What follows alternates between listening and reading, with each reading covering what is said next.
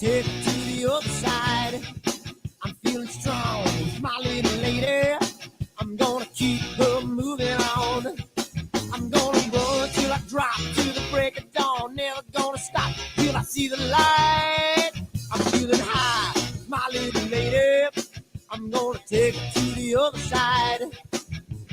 You know I used to smoke too much. And you know I used to drink too much. Take a ride in my car, and you can get me high, high, high. You know I used to smoke too much. And you know I used to drink too much. Take a ride in my car, and we're gonna get real.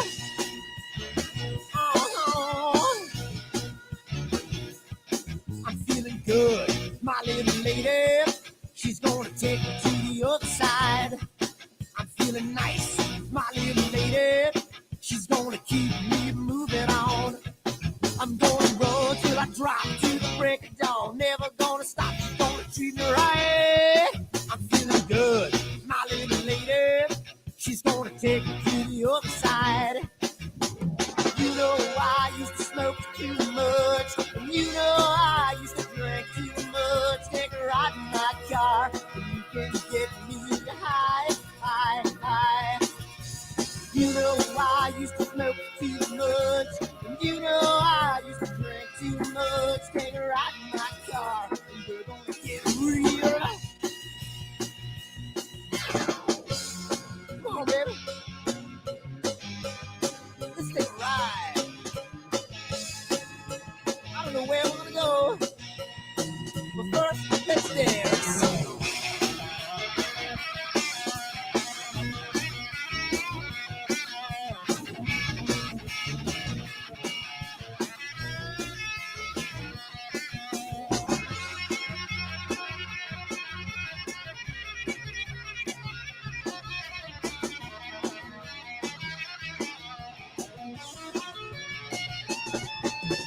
You know I used to smoke too much. And you know I used to drink too much. Take a ride in my car, and you can get me high, high, high. You know I used to smoke too much. And you know I used to drink too much. Take a ride in my car, and we're gonna get real. Oh.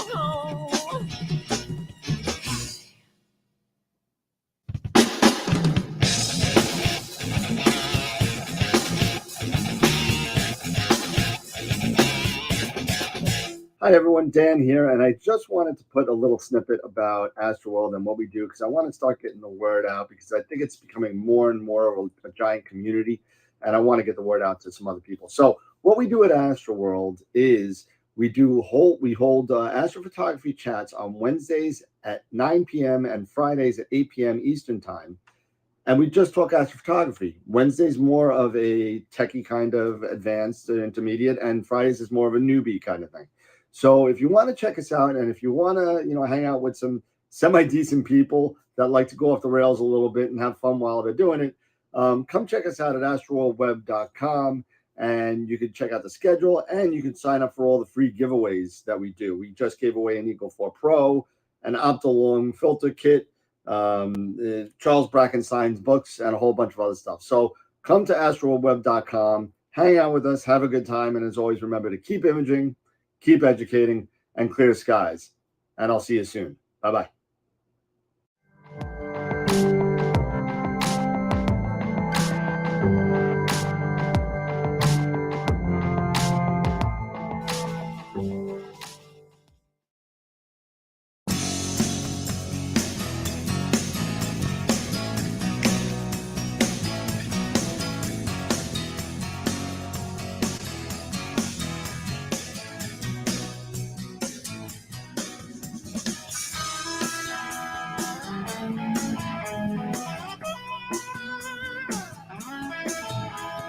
Deborah, things are becoming intense. I ripped my jeans on your fence, hiding away from your man. Oh, it's a passion. Oh, tell a tale of 1,000 lonely days. thing. Yeah, only I can make a change. If you want to be together, it's so good to be together with you. If you want to be together,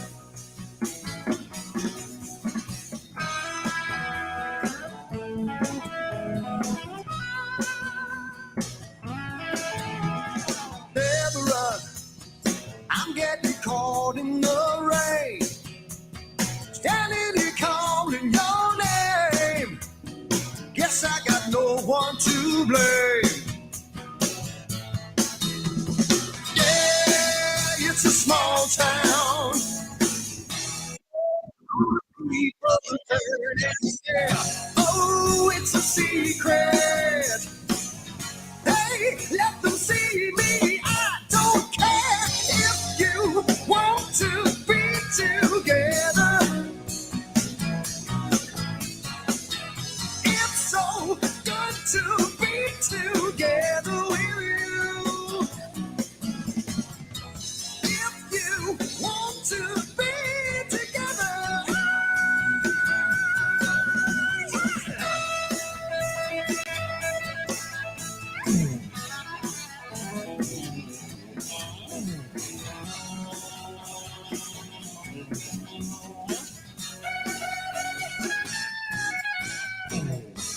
If you want to be together,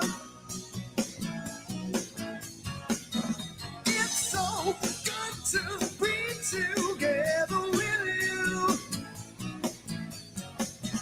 If you want to be together, say if you want to be together. I'm feeling really guilty, but it feels so bad. Yeah, so good to be together. We did it before, we can do it again. I'm tearing in my head, 'cause I don't know when so good. You want to be together. Yeah, yeah, yeah, yeah, yeah. It's so good to be together. Yeah, so damn good. If you want to be together, it's so good, it's so good, yeah.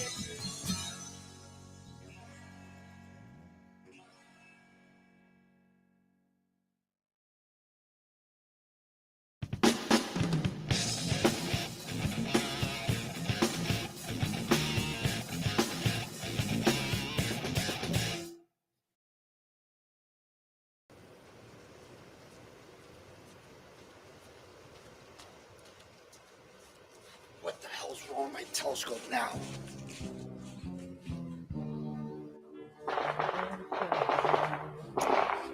Yeah, what's wrong with this thing?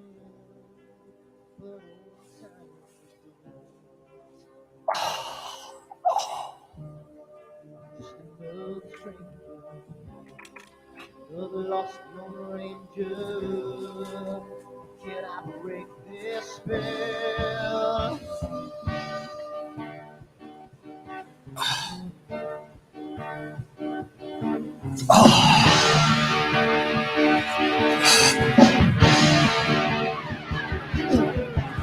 You want things right, I make you do things wrong. With a warm satisfying line, I will always take the fall. If I just you left, watch you leave from the right. I sleep all day long, and I'm dreaming through the night.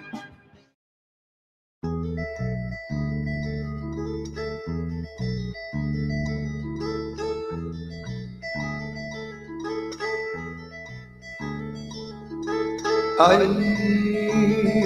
wonder what it was that made me want you. She couldn't understand what made me hard. She's climbing out my open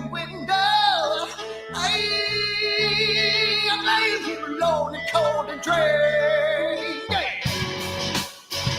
So take another breath and come up for your oxygen.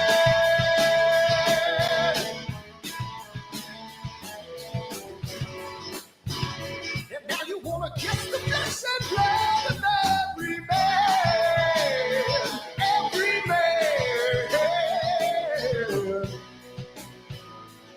And when the moon is full and the wolves were held, she swam across the lake just to get to my house. Yes. And she said, I want more.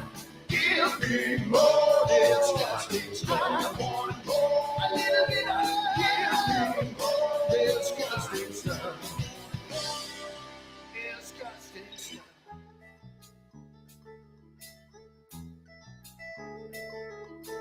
She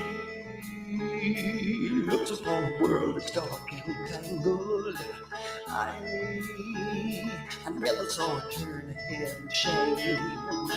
She's coming in out the open window. I'm lying here alone, cold and gray. So take another breath and come up for your oxygen.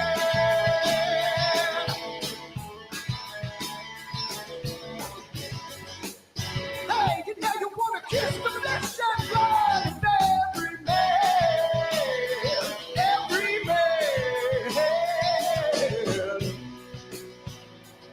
Well, we all took turns and you swallowed the world. I never realized they sat with us, man. And she said, I want more.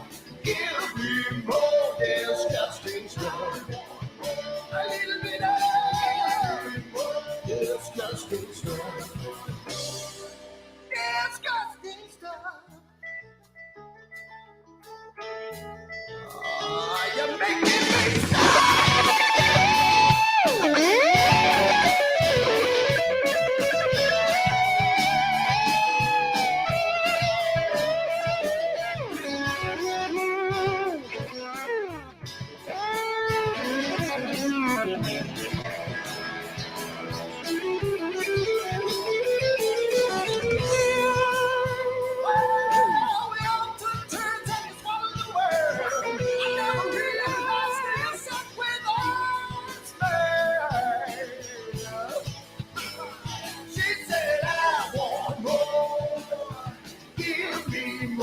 disgusting stuff. A little bit of disgusting stuff. Give me more disgusting stuff. Yeah, a little bit of disgusting stuff.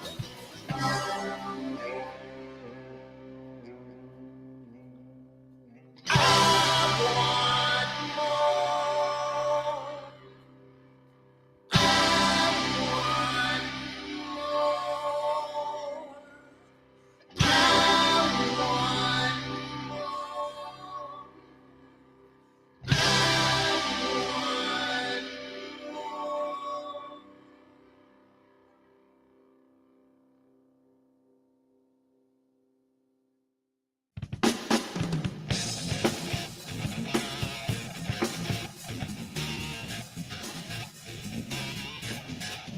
Hi everyone, Dan here, and I just wanted to put a little snippet about AstroWorld and what we do because I want to start getting the word out because I think it's becoming more and more of a giant community, and I want to get the word out to some other people. So what we do at AstroWorld is we hold astrophotography chats on Wednesdays at 9 p.m. and Fridays at 8 p.m. Eastern Time.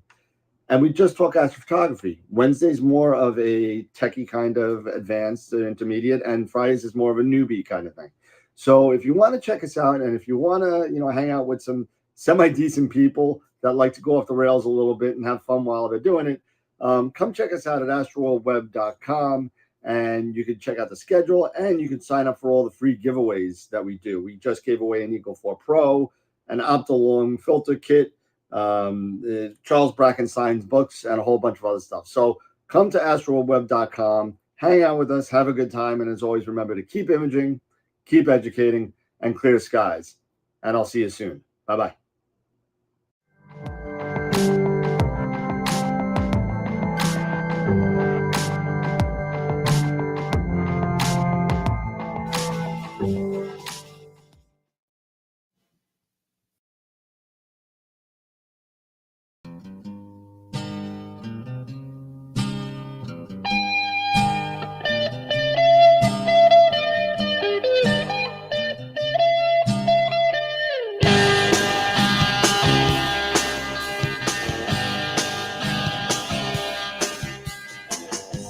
Spring, summer, and fall. Doesn't matter what season at all. New York boy, troubled again. Well, times change, so do men. Don't you know the mindset that's finally set me free? Don't you know the mindset is down on his knees? Can't you see? Can't you see? Can't you see the change in me?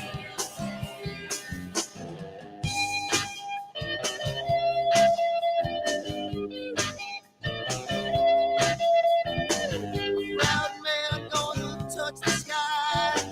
A proud man never gonna die. He's gonna give it a little more bottle.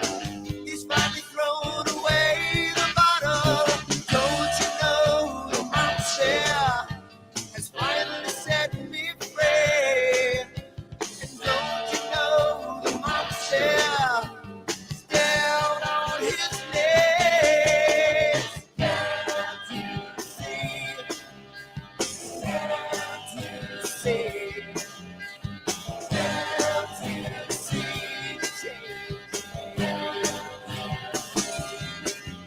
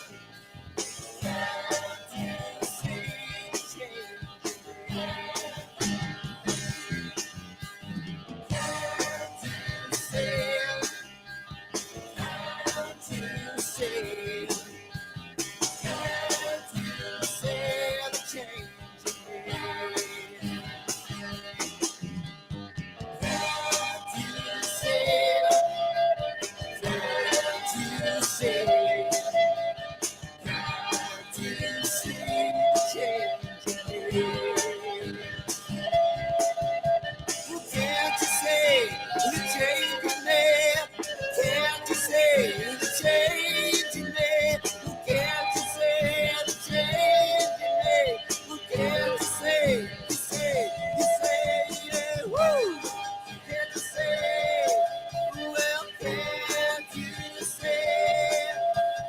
Can't you see the change in me?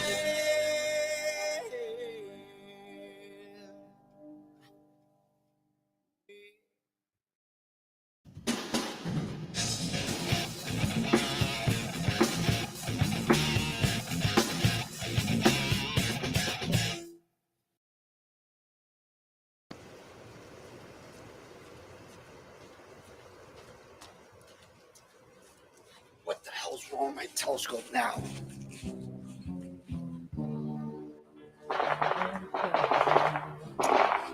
Damn, what's wrong with this thing?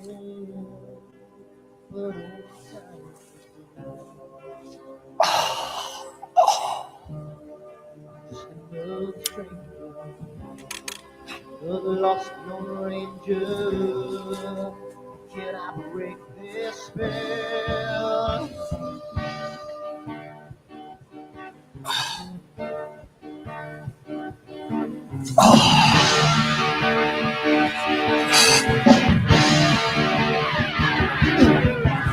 You want things right, who I make you do things wrong. With a woman that's my line, who I will always take you on. If I just do myself, I can hear from the right. I sleep all day long, then I'm breathing through the night.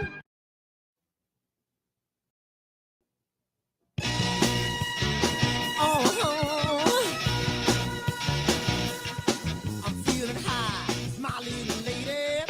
I'm gonna take it to the other side.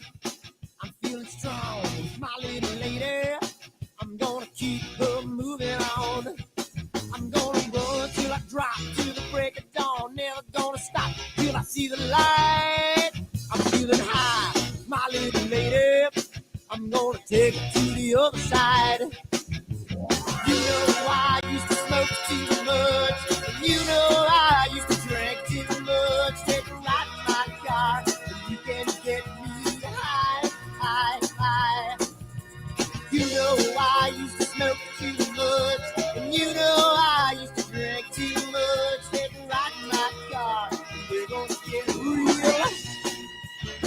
Oh, I'm feeling good, my little lady. She's gonna take me to the other side. I'm feeling nice, my little lady. She's gonna keep me moving on. I'm gonna run till I drop to the break of dawn. Never gonna stop, she's gonna treat me right. I'm feeling good, my little lady. She's gonna take me to the other side. You know I used to smoke too much. And you know I used to drink too much. Take a ride in my car, and you can get me high, high, high. You know I used to smoke too much. And you know I used to drink too much. Take a ride in my car, and we're gonna get real. Come on, baby. Let's take a ride. I don't know where we're gonna go, but first, let's dance.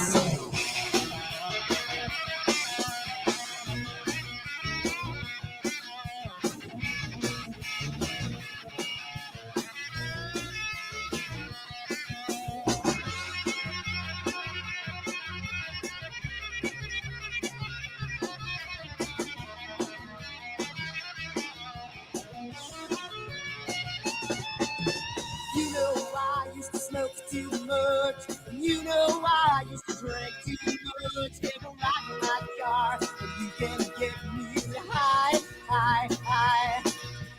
You know I used to smoke too much. And you know I used to drink too much. Take a ride in my car, and we're gonna get real. Oh,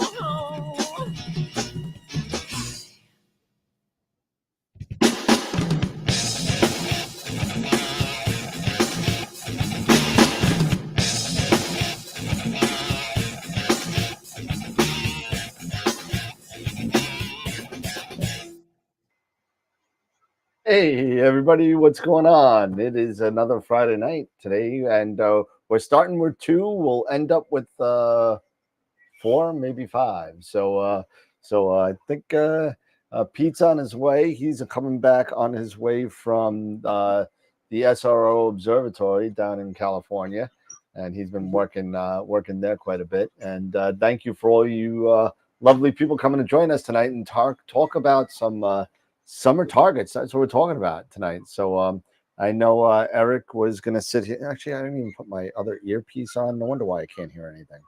You know, so good evening, everyone. There we go. Now I could hear. There you go. Billy says, "Hey, Jesse." Hello. So summer targets tonight.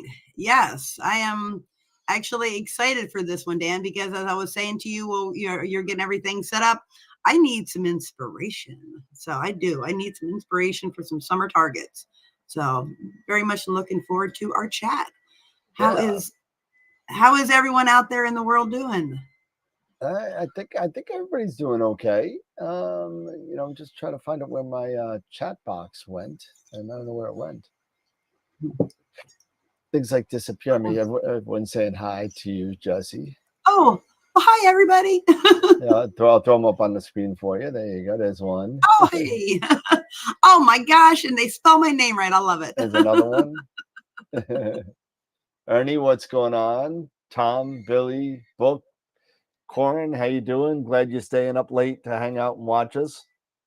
Let's see, who am I missing? Did I miss anybody else? I'm sure I missed some people. 17 people are watching, only 4 or 5 are actually chatting. So how's it going, everybody? So we're gonna sit there. We'll go over some of the sponsor stuff tonight because got to do that. We're giving away a free Masters of Pics Insight workshop tonight. And don't forget to go on astroweb.com and sign up for the AstroWorld telescopes.com giveaway. We're going to be giving away $50 gift certificates as well, probably once a month. And Jess, I don't know if we were talking about this the other night regarding picture of the month.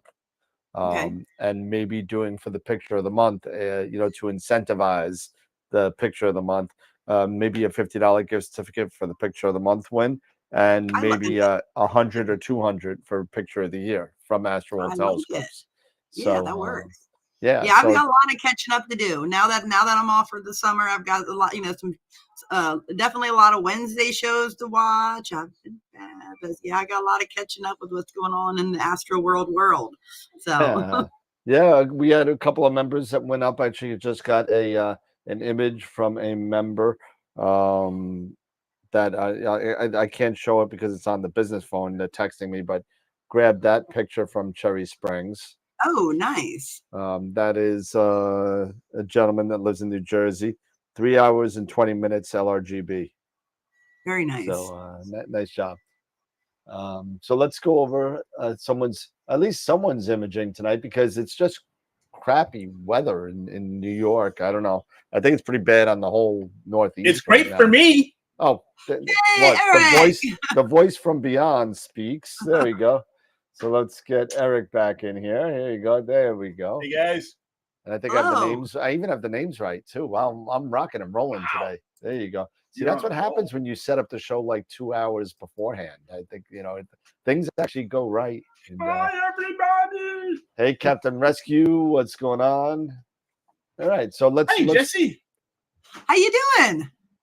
Good. Good to see you. You as well. Yeah, So are you hiding the you're on clear summer sky? vacay now, aren't you? I am. I told Dan, honestly, it's been a week. I'm about a week into my break. Last Wednesday was my last day working. And then, of course, I was trying to make myself feel better about not making Cherry Springs, but I'm like, well, I just really need to, you know what? Come Thursday, I was crabby and crotchety. I haven't done zip. I haven't had any really clear skies, so I've just been gaming like it's my job. I dusted a couple things. This is Jesse's first week off from school and her first day sober since then. So do it on a drinking binge like it was nobody's business. So something, yeah. Really haven't. Went out. I went out with my mom for breakfast this morning. My mom and my oldest's partner. We went out. But other than that, took my husband to the urgent care the Wednesday because he shut the door slammed on his finger and he almost ripped the tip of his finger off. Oh. Yeah. But other than that, I have not done any. I legitimately have not done anything. So, and it has been glorious. I am not in one bit complaining. I am complaining that Eric seems to be keeping all the clear skies up around Chicago. You need to share some, sir. I know, right? It's crazy. It's bad. I mean, if you take a look even at the extended forecast on Astrospheric, it's pure white on Long Island, for the next 6 days. The nearest clear day that I saw was the 30th, which is a week from today. But the first definite clear night might be the 2nd of July. Okay. So it's Wow. it's pretty bad. Yeah, it's pretty bad. Whatever, we all thought that the smoke from Canada was bad. I mean, this I'd rather the smoke. At least I could image through it and do something.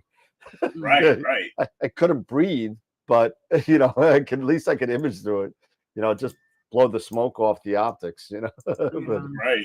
But Yeah, but now if you see out my window, I mean, this is what it looks like all day, and has been for a week. It's like there is no discernible. As the sun popped out for like an hour today, just enough to be like humid and gross, and then it was like, psych, we're out of here, and then right back to this again. I was like, this is not even, but well, it is what it before is. we go too crazy and have conversations like that, let's just you got to do the sponsors. got to do the Yes. sponsors, and we got some new guests and all that we should talk about real quick. So let's do that real quick. For those of you that are new to the show and just watching, we lost Jesse. That's okay. We'll put Jesse back on, and let's see. There she is. Right there she goes. And we do have sponsors, and we do give a lot of stuff given away. So if you're not signed up for anything, please go to astroweb.com, sign up for the new giveaway. We have 20 people watching. We only have 7 people signed up for the AstroWorld telescopes giveaway. So that's going to be a $50 gift certificate starting in July. So we're going to start doing that. And Erica, I don't know if you're ready to talk about the incentivization of the picture of the week, but we could talk about that a little bit later as well. Yeah, we can talk about it a little bit later. Yeah. But here are some of our sponsors. So the first one is Woodland Hills Camera and Telescopes. They give us cashola to give out to everybody. And we give away $50 a month with a big one at the end of the year. So usually about a $250 gift certificate to Woodland Hills. So thank you to Farah and the people over there at Woodland Hills. We also got sponsorships from Prima Luce Camera Concepts and Optolong. So thank you to all of them. I'm trying to get in touch with my contact over at Optolong to get our next round of filters that we are able to give away from them. So thank you to them as well. And at the Supergiant level, Masters of Pics Insight. Again, tonight we're giving away a free Masters of Pics Insight workshop. They just had a free quick tips number 9. And that was very interesting. So if you're a member, if you've taken any of their classes before, you get access to the free quick tips, and you can go check it out. So definitely do that. So I was able to fix some of the slides. I think I fixed them on Wednesday.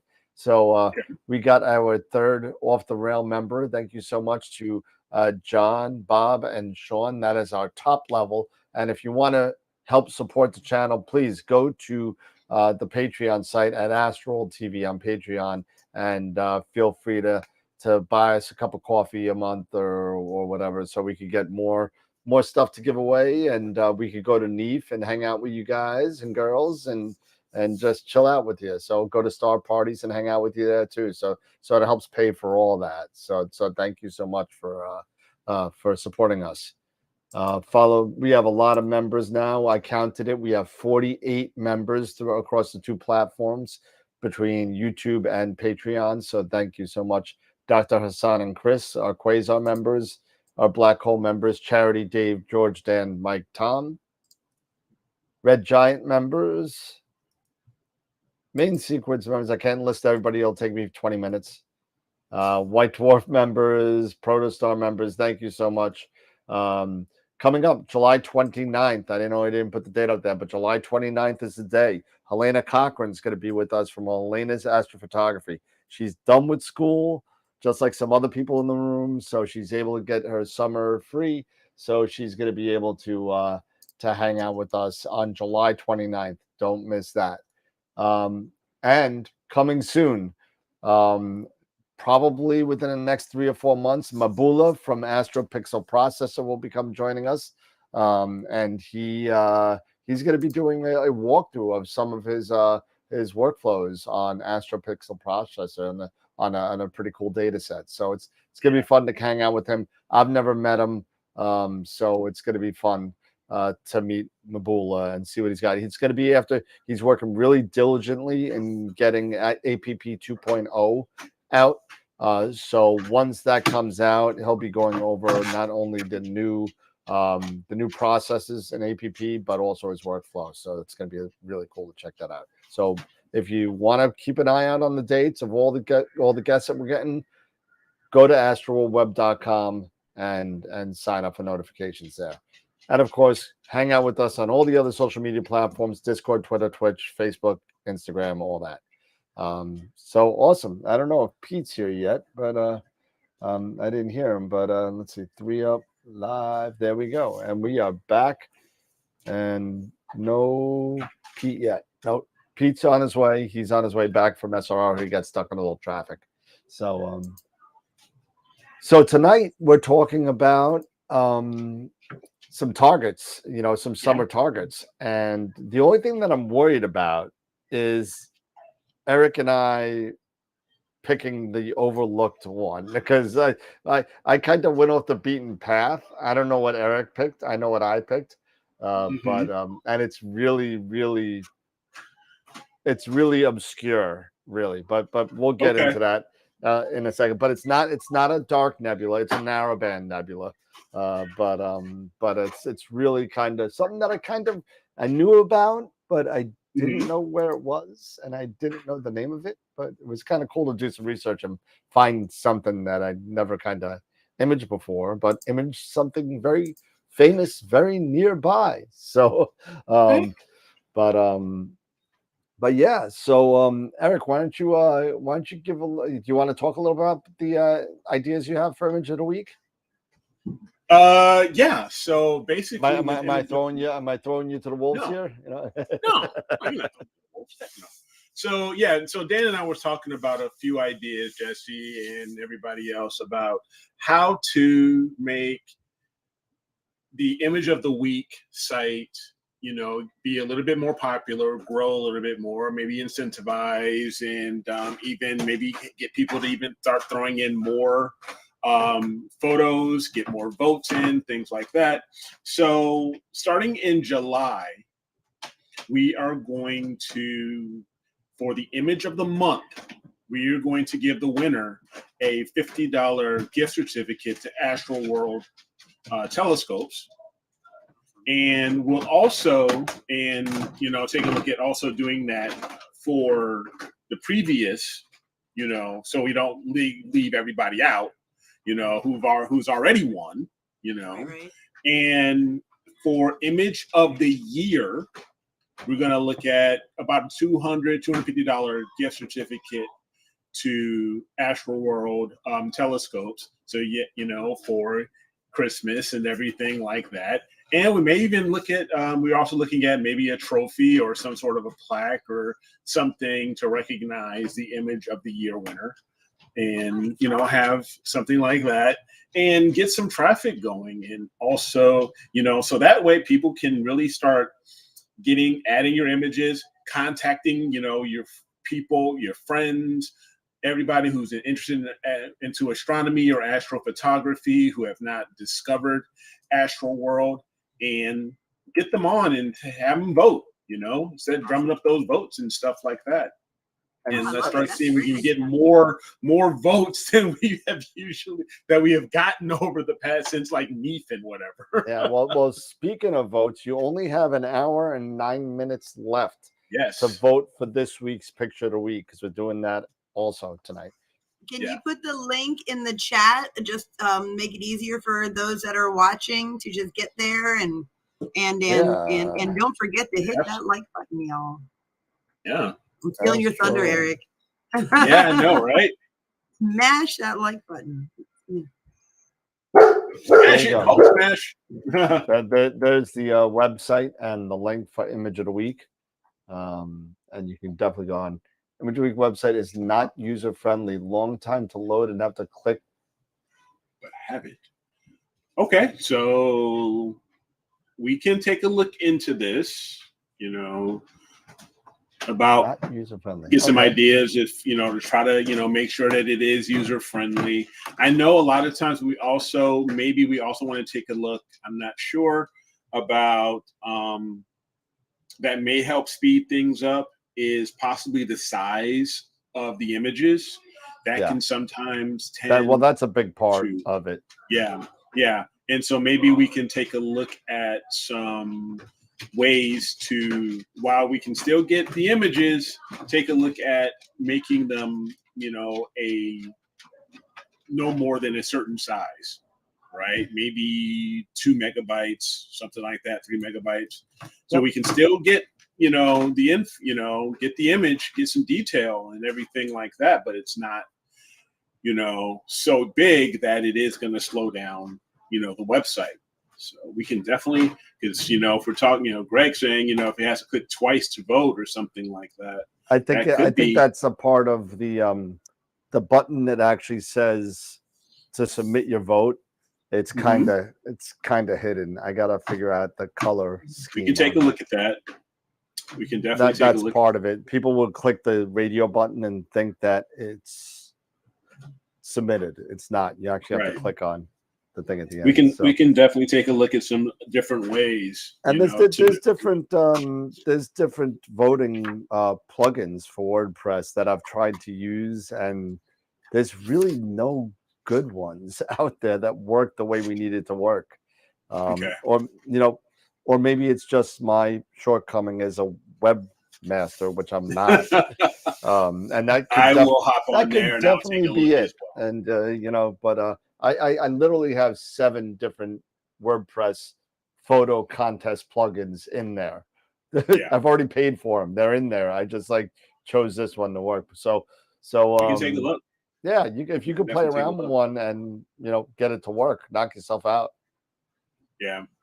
And like I said, so sometimes if the image, to Tom's point, if the image sizes are large, you know, we can definitely take a look at, you know, adjusting that image size, or even making it a requirement for submission that they have to be within a certain image size, or, you know, as far as file size. So it's definitely, you know, when you have some large images or large files, you know, file sizes, it does make it tough on the website. So. Yeah, it does. You know, and you know, and sometimes I would even go and I would just drop it into Photoshop and literally you know, I've got Photoshop too, and just you know, just do it down to a you know, a 3 or a 4 JPG, you know. Yep. But yeah, we can even put in there maybe even links, you know, if you're on AstroBin like I am, and Dan, you know, and Jesse, I think, don't you even have an AstroBin page as well? So, you know, if you have an AstroBin page, we can take a look at also having the link, you know, to the AstroBin page, so you can, so that's way, you know, it can bring up the image from the link. Or we could even do a thumbnail in the website. Yeah. And then for full resolution, click on the AstroBin link. Yeah, go on the AstroBin link. Something like that. Yeah. So we can. So I'm gonna take a look at it, you know, over the next, you know, few days and week, and make some improvements here. So good. No worries. I just don't have the time. I got you. All right. So, Eric, you want to go first with your targets? I can go first. Sure, because then I could go like this if you pick the same target for the overlook. No, I highly doubt. You know, you never know, because because the targets that we're going to be talking about, we talked about Bright Nebula. And so I'm going to go through, and a lot of these were images of my own that, you know, from here in my, you know, in my Bortle 5, now 6 skies here in Illinois, in Northern Illinois. But I'm also going to share, you know, maybe something a little obscure. So, or maybe not obscure, but just maybe something a little different. So here we go. So let me share my screen here. And go here.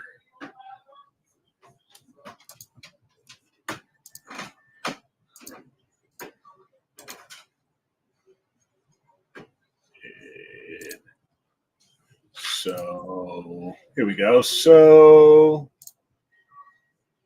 all right. And let's fire this up. Okay, so we're going to talk about bright nebula. And let me hide this thing so it's not there. And what exactly is a quote-unquote bright nebula? So according to the dictionary Oxford Reference, it is a luminous cloud of interstellar gas and dust. And the term includes emission nebula, which is in which the gas glows with its own light, and reflection nebula, in which the gas and dust reflect light from a nearby star. Now, this can also include supernova remnants. So first one we're going to talk about that I'll share is, as far as the target, you can take a look at, is NGC 129. That is in Cepheus. It is a reflection nebula, so that what that means is that, like we were talking about, it is reflecting its light. It's coming reflecting off of nearby stars, which you can see here. There is a lot of stars here. It is also maybe an open star cluster within this nebula or nebulosity. And you would want to use broadband filters, so your LRG and B filters, if you're using a monochrome camera or a one-shot color, you can use just maybe a light pollution filter to capture this image. Okay, next one. Pretty well known because it is a Messier target, Messier 8, which is a larger nebula on the left of the image. It is in the constellation Sagittarius. And as I said, this one is an emission nebula. So, and it also is considered an H2 region. So this would be a narrowband target. And this one is right next to the smaller Trifid Nebula, which is also considered an emission, but also dark nebula, because it does have dark nebulosity in it. But you would want to use narrowband filters for this. So your hydrogen, alpha, oxygen, and sulfur 2.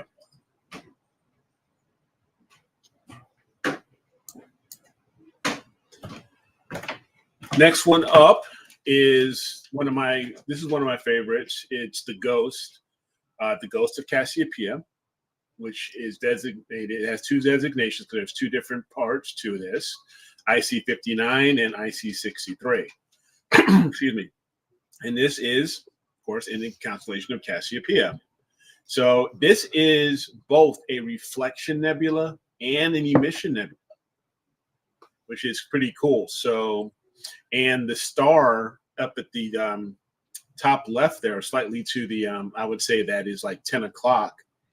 That is Gamma Cassiopeia, which is where you have a lot of the nebulosity reflects off of that bright star.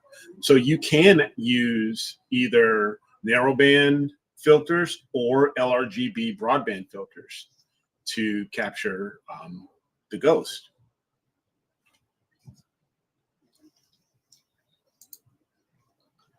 Next, we have, this is an emission nebula.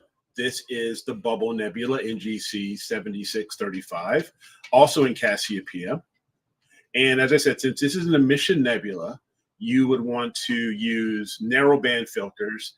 This is when I used this is in the SHO or Hubble palette, where I used all 3 narrowband filters: sulfur 2, hydrogen alpha, and oxygen 3.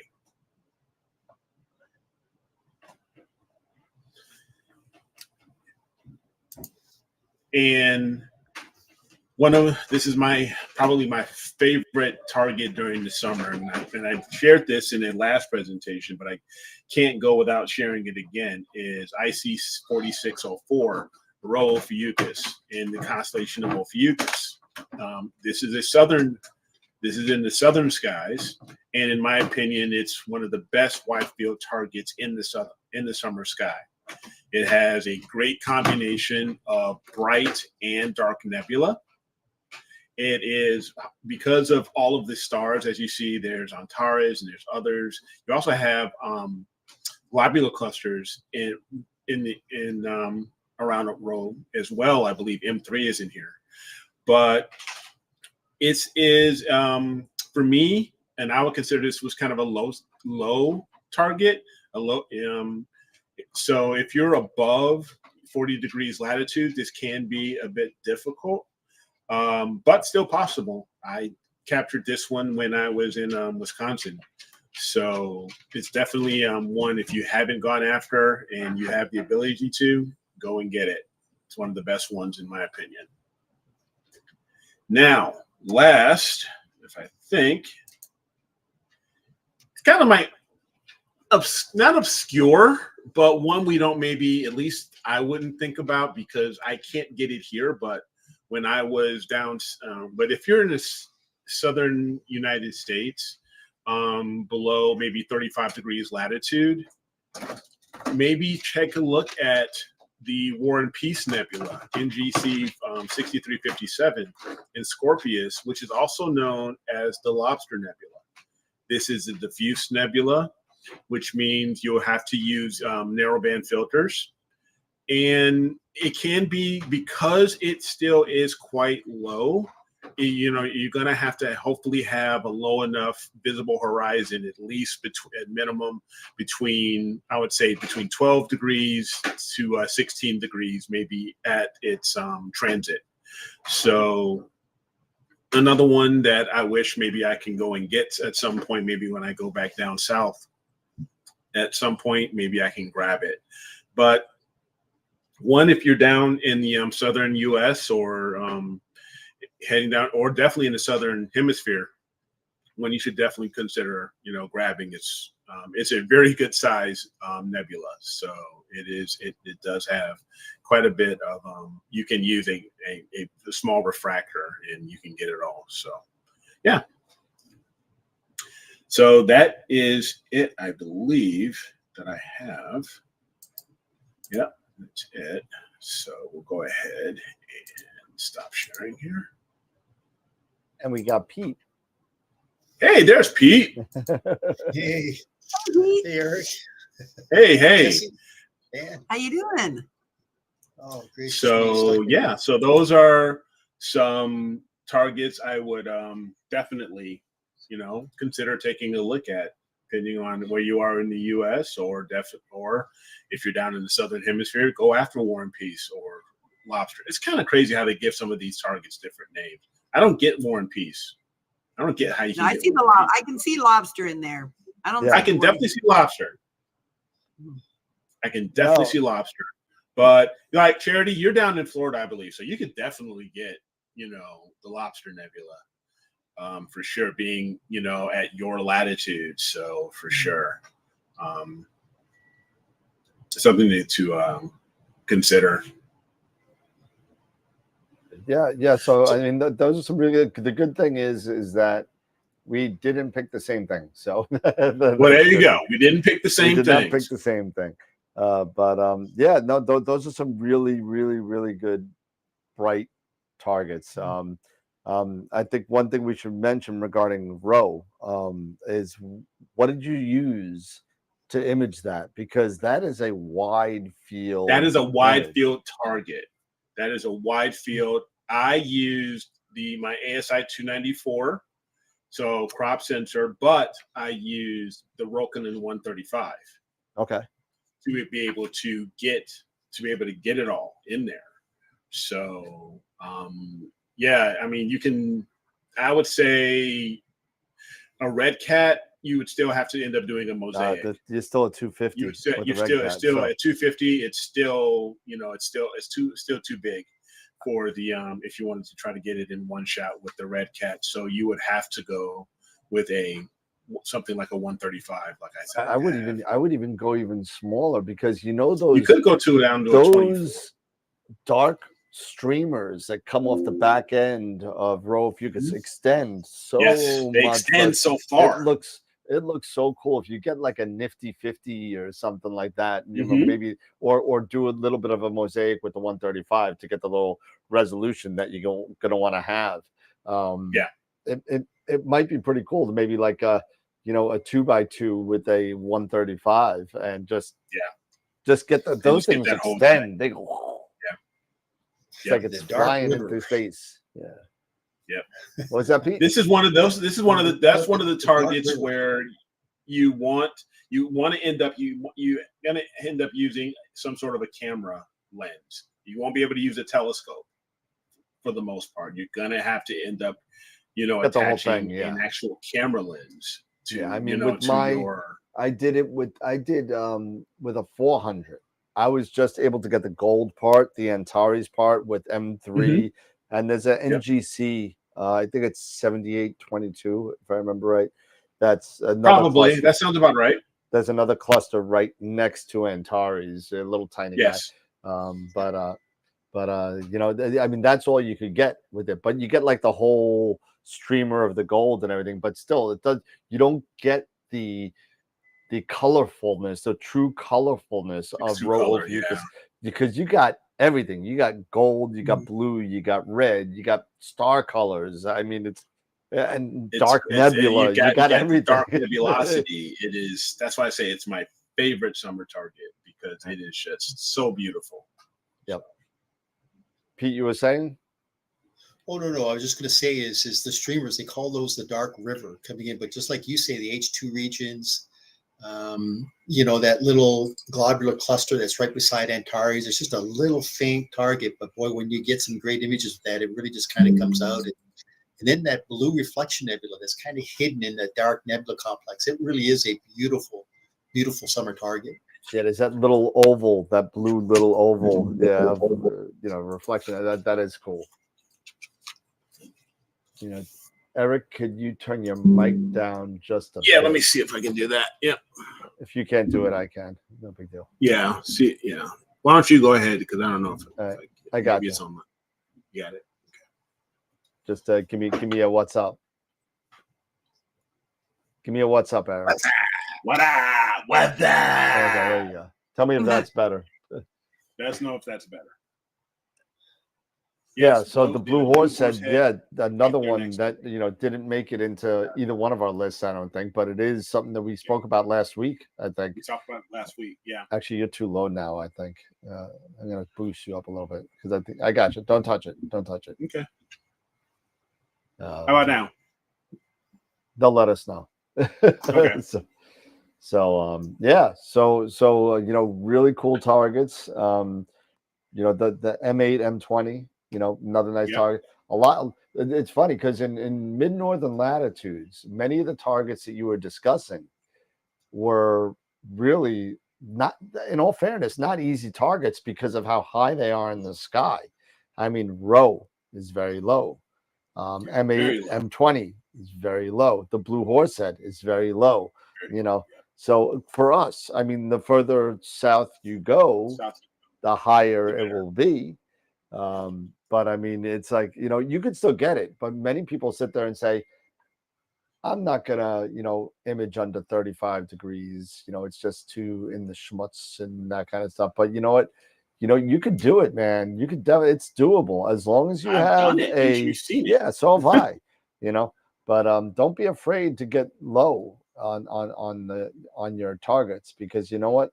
If you're in a position like me that you're probably not gonna, unless if you drive and you're not gonna have a telescope with you in Chile unless you go to, talk to Dr. Sass and hook up with iTelescope. But it's like you got to sit there and you got to think about it. Well, some of these things we may not get, if we don't shoot them. So I'm not saying to go try and shoot Omega Centauri from New York. You won't be able to. Good luck with that. Oh, you can. It's been done. Really? Oh yeah. My friend's done it. Yeah, but you're probably imaging only for less than an hour. Not even, and it's 1 degree or less above the horizon. Yeah.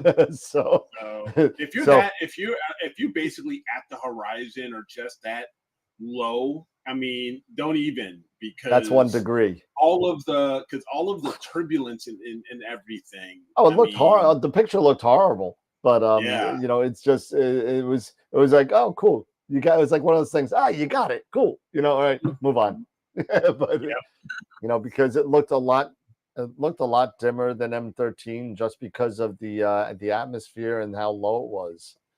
Yeah. It's just horrible. But propeller is cool. Yeah, absolutely. The propeller is a great one. Yeah, but right now I'm working on the blue eyeball or the dolphin, whatever you want to call it, the flying dolphin, blue or eyeball, the diving dolphin. Somebody called, I think Mark called it the blue eyeball.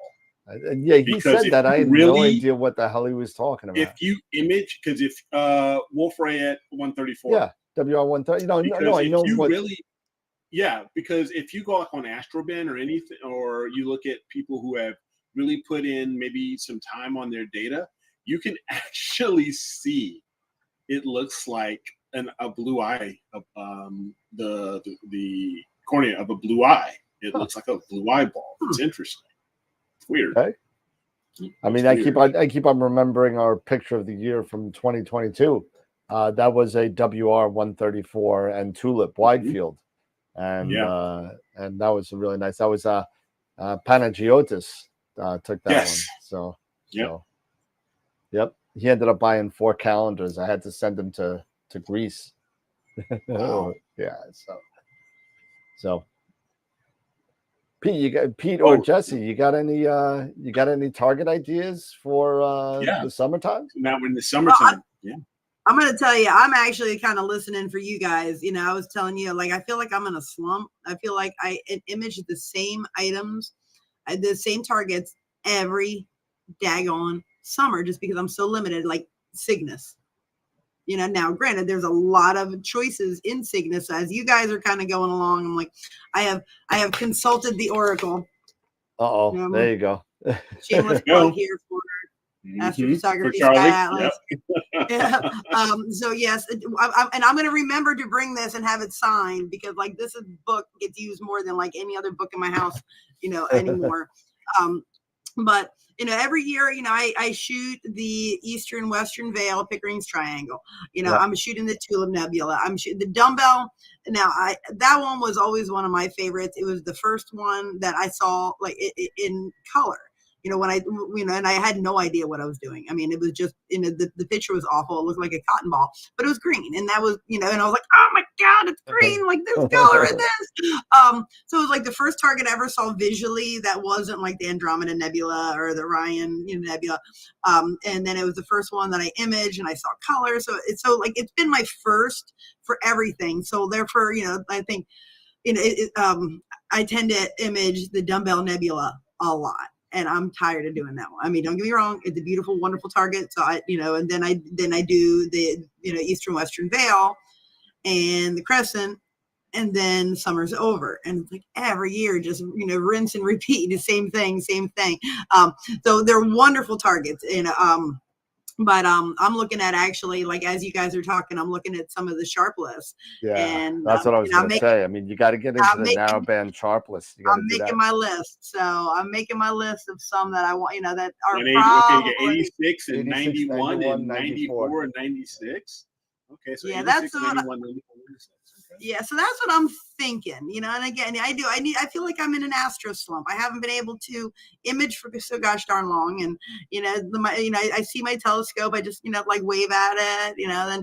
Then they call for winds, and I bring it in. Then they call for clear skies, and I put it back out, and I find out it was a lie, so it comes back in again. And, you know, so, you got to just put the cover on it. You got to put the cover. Well, I do have the cover on it, but I mean, my tree situation. I mean, even though it's getting moderately better. I think I showed you guys a photo from last summer where the one, I mean, I legit watched, I thought I was going to watch my stuff get taken out. I walked out to the porch to pick out, or to bring a flag in and watched a branch. I mean, and this branch is about this thick. Watch it just blow and land this far from my gear. I'm like, oh my gosh, die a little bit inside. No way. So, I mean, it was like horrifying. But so now when they're calling for anything over like 30-mile-an-hour winds, it comes in. You know, not that I think my gear is going to get 30, anything over 20. That's I'm 5 miles from the ocean, so you know that's you know, anything over 20, it would live in the living room. You know, so I mean we do get a lot of winds here. So 30 miles an hour tends to be like my you know. Break, you know, that's like, okay, anything, if they're calling for over 30, I will bring it inside, not because I'm worried that the gear is going to get, you know, destroyed by the wind, but I'm worried about the branches getting blown around now. So But anyway, so I'm looking at some of the sharpless targets because for me, Cygnus, Lyra, that's what I have. That's my sky for the summertime. So I can't speak to any of these particular targets because I have not imaged any one of them. But one of them is going to be my project as soon as I get some clear skies. So. Nice. Okay. What about you, Pete? Any summer targets you're into this year? Well, as I said, I've been doing more testing with camera equipment for all my clients than anything else, but I put together my top 5, and like Eric, some of them are kind of running into what you said, but these are going to be more of the obscure targets.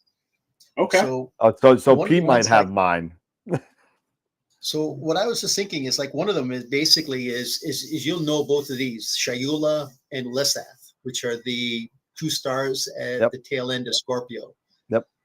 Great wide field. I mean, you got the Ptolemy's cluster, you've got the butterfly cluster, you've got the War and Peace Nebula, you've got the Cat's Foot. That really is a terrific region just to shoot that little area right in there if you've got a wide field. So that would be a suggestion that I would recommend. Also, a couple of names that have been brought up in the past has been the Tulip Nebula, which is kind of interesting because with a good wide field, you'll get that bow shock wave of Cygnus X1. And that is pretty impressive if you get that. I've seen some images posted on the AstroBin website where you can literally see that bow shock wave. And it's really a kind of a unique target because you always hear about NGC 6888, the Eastern Western Veil, the Pelican, the North America, but you don't hear too much about people actually shooting the tulip. So I'm going to recommend that as just an under the radar type of a target to consider. And then also looking at just beneath Cygnus in Vulpecula is another obscure target that's definitely a star forming region is NGC 6820. There's a great pillar, a great dark pillar that's coming up through that star cluster there. And it's really kind of something, if you've got something in that 1000 millimeter focal length range, that's another really a nice target that you can definitely utilize with narrowband imaging. Which one is that again, Pete? Because that's something that's within my range.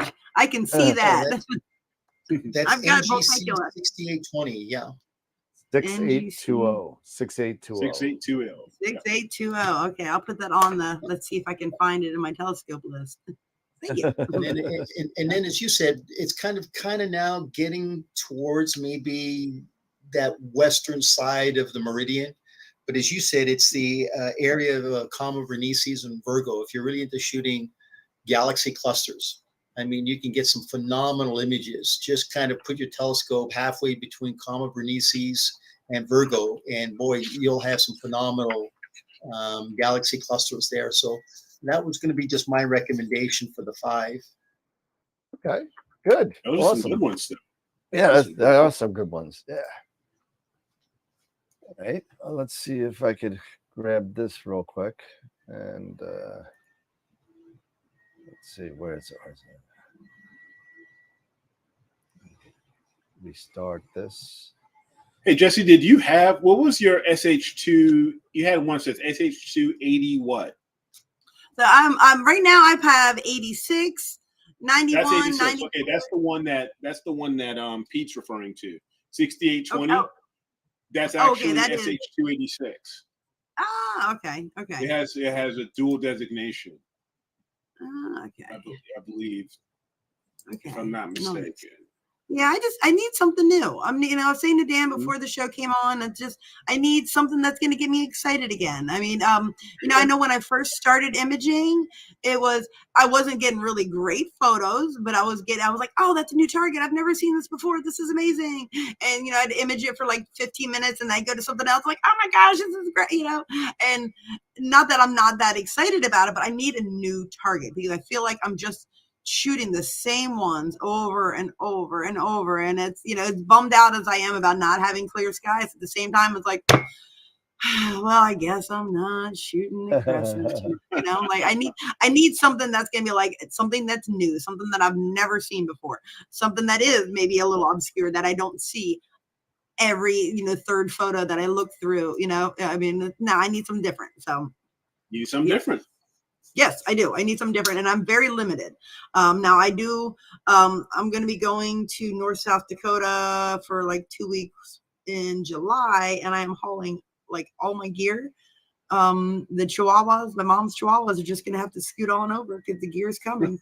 And so I'll be able to kind of widen that a little bit and get something that's not straight up at the zenith. So I'm excited about that. Right. Mhm. Cool. Oh, cool. All right. Well, I may as well just Your jump in. turn. It's almost 9 o'clock, so we got Oh my gosh. it's going quick. It's going quick. Here we go. So here we go. So summer targets, right? We're going to talk about that. And again, I'm going to be talking about a lot of dark nebula as opposed to stuff that's the narrow band stuff. I have one narrow band in there, and that's my off the beaten path picture. But so for my first dark target, we got the rotten fish. The rotten fish. LDN 1251. And just because I like the name, the Rotten Fish Nebula, it looks pretty cool. And be prepared. And you know what? And I'm gonna show this real quick. Be prepared to do a lot of time on this object because it's not an easy object to get quickly and to get that definition. And if I could did I save it on here? Yeah, I did. Give me 1 second. I saved it here. No, I didn't. So, Awesome. Dan, I see the fish, but why is it considered a rotten fish? It looks like the it's skeleton decaying. of the fish. Yeah, the is kinda- skeleton. So, and the one thing that was cool about this Mhm. pic is this little right here at the mouth of the fish. If you zoom in on that, that's actually a spiral galaxy in there. Yeah. Okay. And if you do, And isn't there a spiral galaxy just above the tail too? There is. Yep, there is. LDN 1251. Oh, I see it there. Okay. And if we do it, actually, this is Ron Breach's picture. But if we take a look here, right, and we go in, we can't see like your hold on a second. like your mouse arrows or anything now like you that. can. All right. So if you take a look here, this is Ron's picture, and if you go right in here, there it is. Yeah, there it is. Right there. And I believe right above the tail. I think right above the tail area here. So there it is. No, right there. Yeah, right there. Yep, right there. There Right it is. there. So there's a bunch of cool stuff in there. It's 1,000 light years away. So it makes it's pretty close. Yeah, a lot of these are pretty close. But there's some cool stuff in here that you kind of grab as you you nitpick away at the pictures and stuff like that. It's pretty cool. Pick number 2, Barnard Z. And when I first looked at this, I was like, well, where's the E? I don't see the E. I see a C. I don't see the E. So you got to imagine a little line of dust going down here to make the bottom of the E here. And there's the top in the middle here. This is Barnard 142 and 143. Constellation of Aquila, 2,000 light years away. Thing that makes this, to me, the thing that makes this a really cool picture is the star field in this, because there's so many stars in this area that it really shows the contrast of the dark nebula really well. So and this is only 4 hours from Canada by Ron. It moved ahead a little bit, so we'll just move ahead a little bit. There we go. Pick number 3, the Dark Seahorse. The Dark Seahorse, Barnard, well, not Barnard's 150. It should have been Barnard 150. Another cool star field. Lots of multicolored stars here. And if you turn it, 90 degrees the other way, here would be the face of the seahorse, and there's the body going down from the middle to the bottom right. This is an 18-hour photo by Ron, but these are the things that I want to try and get going when I'm going to those nice dark skies. And maybe I don't need 18 hours in a border 1 sky. Maybe I only need 3 or 4. And just to get it, you know what I mean? It'd be a really cool project to kind of do. And at 1,200 light years away, again, if you want to get the definition and the brownness of the nebula, you're going to have to put the time in. So, yeah, you got to put the time in. Number 4. Snake. The Dark Snake Nebula. Only 650 light years away. Super close. I could do that time on my head, so just, you could sit there. Another one in Ophiuchus, Barnard 72. Really cool. Again, the star fields with these dark nebulas, what make the dark nebula pop. It just pops. And it's so cool to kind of see that snake and we're right about 2:00. That's where the head and the body comes around. And it's really, really a cool dark nebula. I just love dark nebula. I just can't get it very well from New York. You've got to put the time in, man. Like I was saying, because I love them as well. Like last year, you got to put the time into these. I mean, these are they're so opaque. You're just I mean, you're talking. Don't even look at the pic until you're in 15 in. Don't even look at it. but if you're in a Bortle 8 like me, talk 20. So yeah, and well, even now regular narrowband photos, I don't even look at them until 15 hours in. I don't even look at them, and then I say, needs a little bit more. Let me go another 5 or 6, and then I look at it again and said, maybe a little more. And the next thing you know, I'm at 30. So I mean, dark pick number 5. Now this is a little bit random of a pick here. And this is the Dark Horse Nebula, which is one I never knew about really. It's got a combination of a couple of Barnard objects, including the Pipe Nebula. But Barnard 77, 78, 79, also in the constellation of Ophiuchus. And if you can kind of look and see, you can see the back leg on the left, right? Yep. And then you can see a bent knee on the right, in front of a stretched out leg right to the left of that. And then the back is across the top where the brown is, and the head comes down to the right. So it really looks like a horse standing up or getting ready to gallop. So I thought that was kind of cool. More of a spider what's than that? I do a horse. What's that? I see more of a spider than a horse. Hold on, let me see if I can get the Dark Horse Nebula. Did somebody put out a picture with an outline of the Dark Horse? I can kind of see it. I see the legs. It looks like one of the ones off to the right is kind of lifting up, and you can kind of see it. But it's funny. I can see the horse, but at the same time, I can see a spider where the middle hump is the head of the spider, and all the legs. Oh yeah, I can see that. Yeah, I can see that for sure as well. The arachnid nebula. No, let's go with horse. I'm not. No, it's horse. And all right, so my picture, my off the beaten path picture, right? So it's in a well-known area of the sky, and and it's been mentioned 2 or 3 times tonight, and it's very close to the Veil Nebula in Cygnus. However, I did not know this after doing some research to finding some random type of things. There is something called the Little Veil Nebula, which is in the same constellation of Cygnus, but nobody knows it's there because everyone just takes a picture of Pickering's Triangle or the east or west or the, the people will take a picture of Albireo before they take a picture of this because it's really interesting, this shot. Here is the Little Veil Nebula, and this is another supernova remnant in the constellation of Cygnus. And this picture in general was a 72-hour compilation. Astrobin image of the day from I think it was November 19th, 2019. And unbelievable. And this star, the bright star right in the middle is when supernova. You can see it. It's right there.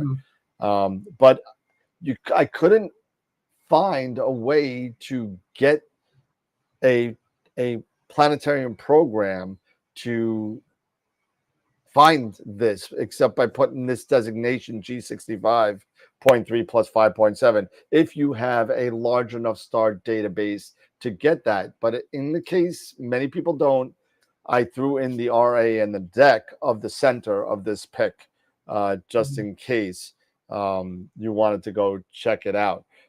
So that's RA 1933 11.8 and deck 310054. And I thought it was a really cool pic. A lot of people take a picture of the part of it where it's at like 7 o'clock, where the veil the edges kind of like overlap on each other. It's pretty cool, but it's nice to get the whole thing. And you don't need a wide field to do this. This is relatively small, so you're going to need like that 1,000 plus millimeters to get it, and you'll still picture the whole thing. So I thought this was a really cool thing. I didn't know anything about a Little Veil Nebula. I knew Little Dumbbell. I didn't know the Little Veil. So there you go. So that's my overlook pick number one, along with the dark nebulas. Hey Dan, just to add to that, I remember reading about this because you're right. When it comes to star catalogs, you know, you got the GSC, you've got UCAC3, UCAC4. You know, there's so many different catalogs out there that you can get. But, you know, you're right. There's not too many catalogs that actually post this thing.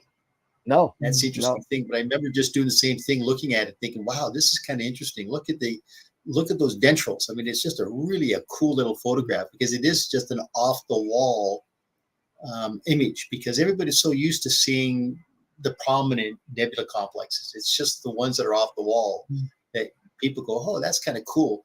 And then you got to sacrifice the hours to get it. Yeah, I mean, that picture, now no one's going to, you know, that's a 72-hour shot taken over 13 nights. I mean, 13, to give up 13 clear nights when I don't have one until July 2nd this year. I mean, that's kind of tough, man. That may take me like 2 years to do 13 nights on it because, you know, it's so bad. I mean, but he did an awesome job. Well-deserved picture of the day from AstroBin. Oh man, I 72-hour AstroBin. I missed the R. Oh, look at that. Yeah. But hey, you know, really cool stuff. So those are my picks for the dark nebulas. I'm definitely going to give at least two of them a shot over when I go hit Nebraska, weather permitting. Which ones are you thinking? I'm thinking I don't know. I'm thinking probably the rotten fish because I think that's you know, I might have enough time to do that. Depending on the weather. If I don't have enough time to do the rotten fish because I do need a lot of time to do that, then I'll probably do the snake, which is relatively bright with a bright dark nebula if there's such a thing, and the Barnard Z. I'll try those. Now, I've never shot any dark nebula. Like, are you what are how long are you thinking exposed for? Like, are you going like 3-5 minutes? 3 minutes? I'll probably do 5-minute shots because I'm doing one shot color. So okay. So that'll probably be fine. I mean, I'm doing one shot color with probably the FRA 400 on the Pegasus. Okay. So I have to share this story with all of you. Yeah. So last Friday night, I'm up at the winery. It's 21.03 dark skies. Unbelievable dark skies. So what it is I've got this C4 Moravian camera that I have to change out, which I did this past week down at SRO. And I brought back the ZWO cameras. Anyway, I get everything all set up. I'm ready to go. Half hour later, all the power goes out. I go, you got to be kidding me. What happened to power? It turns out that PG&E had a power shutout because they thought that, oh, guess what? The temperature was up to 90 degrees. There could be a thing with fire, so they decided to shut all the power down. I go, you got to be kidding me. So I load up, come back home. Sunday night, I go back up, right? It's 90 degrees again. And now at 9 o'clock, the tarmac where I'm imaging, I'm on the gravels, but the tarmac, all the heat is kind of coming off. And all of a sudden you hear this. Oh no. I'm going, oh my God, I get the flashlight. There's 2 rattlesnakes, probably about 15 feet from me. Oh, I'm going, Oh, no. oh my God, I can't believe it, man. You talk about making noise, racket, just hitting everything I can, just got to get these snakes to get away. They finally just kind of slither off into the rocks. I'm going, I'm being told that maybe I shouldn't be imaging tonight. So I go, no, I got to stick around. I got to just image. Next thing I know, I hear this rustling in the bushes. Turns out that there's 3 deers and they're eating all the grapes because the grapes now are coming off on the vines, right? Oh, So great. they're over there just eating all these grapes. The craziest thing. Oh my God. Oh, So my you gosh. you had wild. I mean, you had like straight up Animal Planet, dude. You had wild. Oh my God. It's You got- unbelievable. you Like I got said, when you guys get a rattlesnakes. chance to come out to AIC, I'm going to take you up there. And believe me, you're going to get your gear because it is absolutely beautiful up there. The Oh, wines are man. phenomenal, but more importantly, it is dark, dark skies. And it's just going to blow your mind a bit. It's just amazing. That reminds me, and my friend Walter has this picture somewhere, and because I don't have it. It was back in the day where there was no digital cameras. It was just, snap and shoot, and you had to get them developed, right? So we went to Vegas, and we went 4-wheeling with the Lincoln Town Car. So so we go 4-wheeling with the Lincoln Town Car. We stop, we would whatever, we're on Route 15 in Vegas, going on the way off the beaten path to the Indian reservations out there to get some cigarettes for like $5 a carton. But so we're sitting there, we go and we stop, we get out to go hang out, whatever, and you're in the desert, you're in the Mojave Desert, you're out in there, and my friend Walter he takes my camera, he says, Dan, this is awesome. Go up, just go out there and just take a picture because there's nothing out there. There's a bunch of little, like I don't know, upraised kind of, it's Like hilly. dunes? It's hilly, Okay. so and I'm sitting there and he's like, no, keep going. So I keep on going. And he's like, all right, turn around. And he's like, takes a picture. He's like, Dan, now run. I'm like, what? He's like, get back here. So I run, and he goes, now look at what you were standing in front of. And there was all these hills with all these holes in the thing. And they were all rattlesnake holes. And I had no idea I didn't see a rattlesnake, but it was just a picture of me with all these holes around me. I was like, oh my God, it's scary. Now run! Yeah, he literally told me to run. He's like, get the hell out of there. What are you, stupid? We were probably I think we were all wasted anyway if we were 4-wheeling with a Lincoln Town Car. Oh my God. But yeah, I mean, it's gonna be. I'm hoping it's gonna be a really clear summer.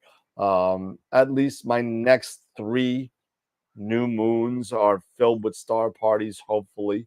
Weather permitting. Dan, they get tornadoes in Nebraska, so just be They prepared. do. That's why I did a lot of soul searching, and so and I think we spoke about it last week about what I should take when I go to Nebraska, and it's just because of the random weather out there that I decided to go with a little bit more of a portable, move fast kind of thing. So I'm gonna go with the Pegasus Nix and the FRA 400 with a 2600 MC Pro and the ASI Air, and that's it. So that's what I'm doing. So this will be my first real ASI Air project ever. Okay. So it'll be fine. It's It'll be easy as fine. 1, 2, 3. Yeah. It's Watch. easy as 1, 2. This is what happens when you go out to a Border 1 sky and nothing freaking works. Telling you. I haven't had a problem, Border 1, No, Border 2. it'll be fine. It'll be fine. It'll I know be you. It's going to be just, it's going to be user error. It's user error. Yeah, it usually is in my case. It's the ID 10Ts. Yep. Oh, and you know what I found? Remember we were talking about the flat fields, I think last week or maybe the last one, whatever. But you know, I just got a bunch of the Giottos in and the Altos, and so it took about 3 weeks to get here, but I finally got it, and so I'm going to start my Giotto video Okay. with this. Oh boy. This is German chocolate. It's called Giotto. And it's made from the people that bring you Ferrero Rocher. And it's all hazelnut kind of thingies, but it's called Giotto. There you go. So I'm gonna zoom in on this and zoom out, and I'll be like, wrong video. Sorry. Yeah, Oh, but man. hey, you know, we'll see. Yeah, have fun with it. Oh yeah, let's see. How many calories is this? I don't know because it's in German. See, not even Germany puts their calories on it. Only the US does. Nobody puts calories on this. If it's on here. Yeah, it's a, I don't know. If anyone knows the German word for calorie, let me know. Where's DB when you need them? But yeah, so I'm looking forward to Nebraska next new moon. If I can just change the subject for 1 second, I've been following this image, this story about this titanium submarine, and I guess it's been making the Titanic. news. Titanic, yeah. So these people have been paying $250,000 to get into the submarine to go down, right? But did you ever hear about the fact that the controller to get that submarine was nothing but just a PlayStation controller? Yeah. If you heard about that, right? Yeah, so I did. So some of these guys are multi-millionaires, right? And I'm thinking, okay, you got to be pretty smart, right, to be a multi-millionaire, a businessman. No, just lucky. Just lucky. Do you not think that maybe look at that and say, okay, what's the control mechanism for this submarine? You mean to tell me that you got a 1995 controller that's controlling this thing? Do you not think that just maybe you might think, I don't think this is a good idea to go down 13,000 feet with the controller? Well, the Titanic death toll just went up by a couple more. So I mean, I'm sitting there scratching my head. And then they had another guy that was in Las Vegas, another multimillionaire that in March, he met this gentleman who was the owner of this company. And they were talking. And this millionaire said, well, what are the chances of anything happening? He goes, oh, don't worry about it. You got more of an issue crossing the street in Vegas, Las Vegas Boulevard, than you would if you actually went down to the Titanic. And I'm going, holy smokes, man, wait a minute. You got 6,000 pounds per square inch, man, at 13,000 feet. And you're telling me that you got more of an issue crossing the street at Las Vegas Boulevard than you do going down the Titanic? There was a lot of things.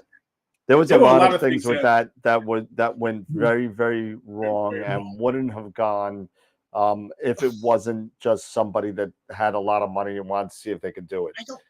But think about this too, right? They're saying that the hull was made out of carbon fiber.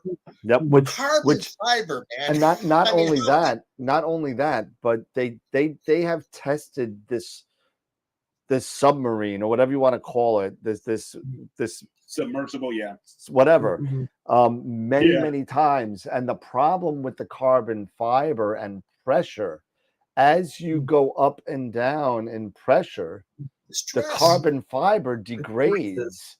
And what they think happened was they tried to start getting weight off the submersible. They started pushing things off in order for them to go up. And as they went up, they went into too fast and imploded.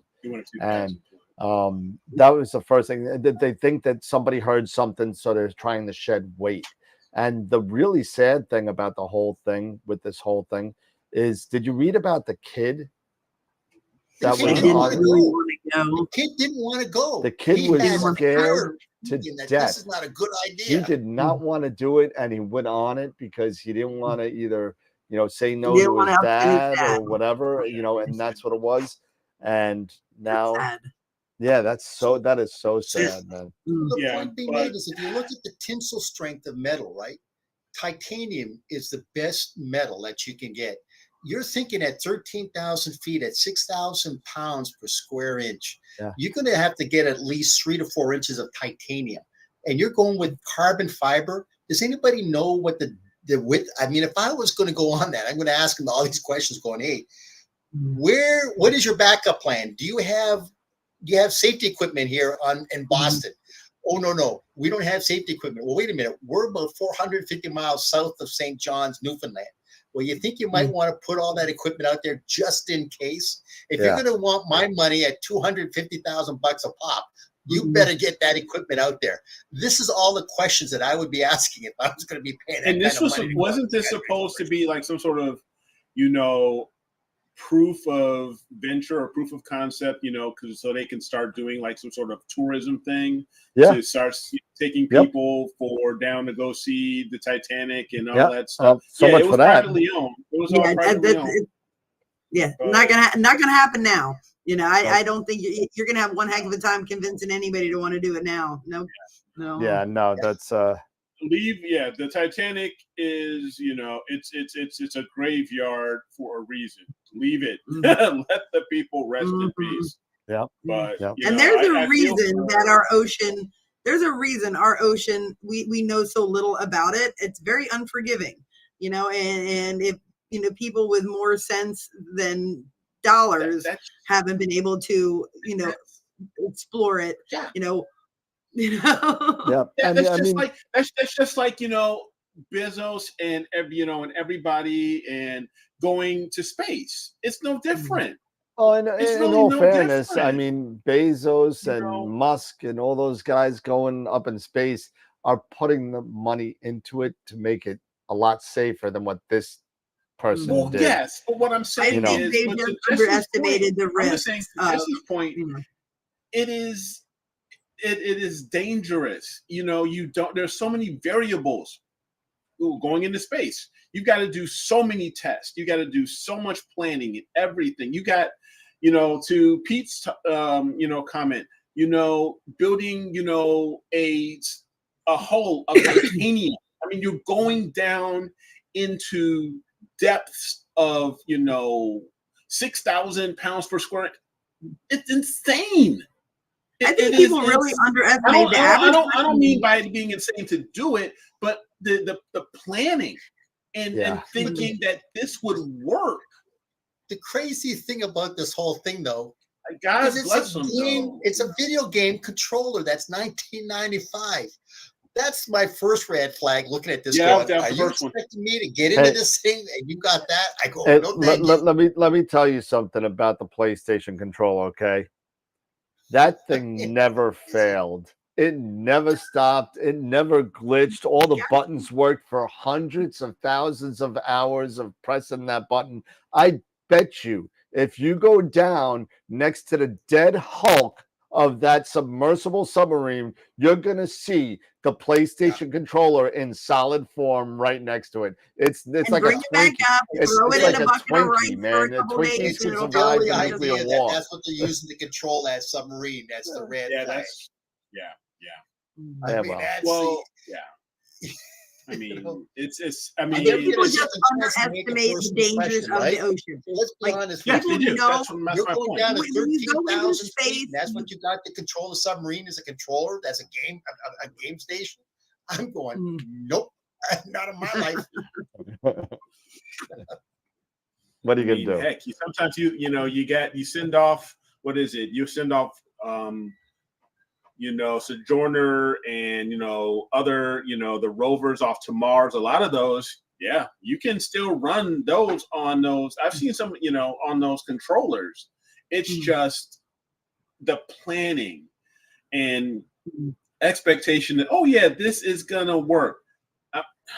If you're a millionaire, don't you think as a millionaire, you're a multi-millionaire, barring the PlayStation controller, you're going to have smart people that are going to tell you, if you want to do this, do it right.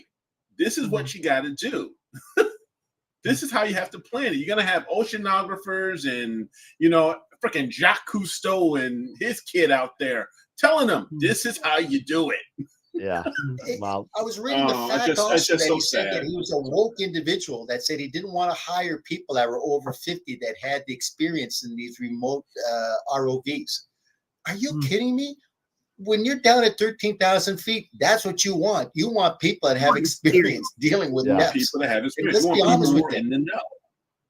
Submarines don't even go down to 13,000 feet. I mean, they're lucky if they get down to 4,500 feet, if that, because once again, they're not built to be able to survive that depth. I mean, I got to tell you, wanted people that were younger and innovative, and I'm going, whoa, there's something wrong with that picture. Yeah, I mean, you need a little bit of both. You need somebody that's young and innovative and is thinking outside the box, but then you need that other person that's been there and been like, hold on, you need slow like, down there. You need like a Pete Meyer say, what are you thinking? What are you thinking? What's wrong with you?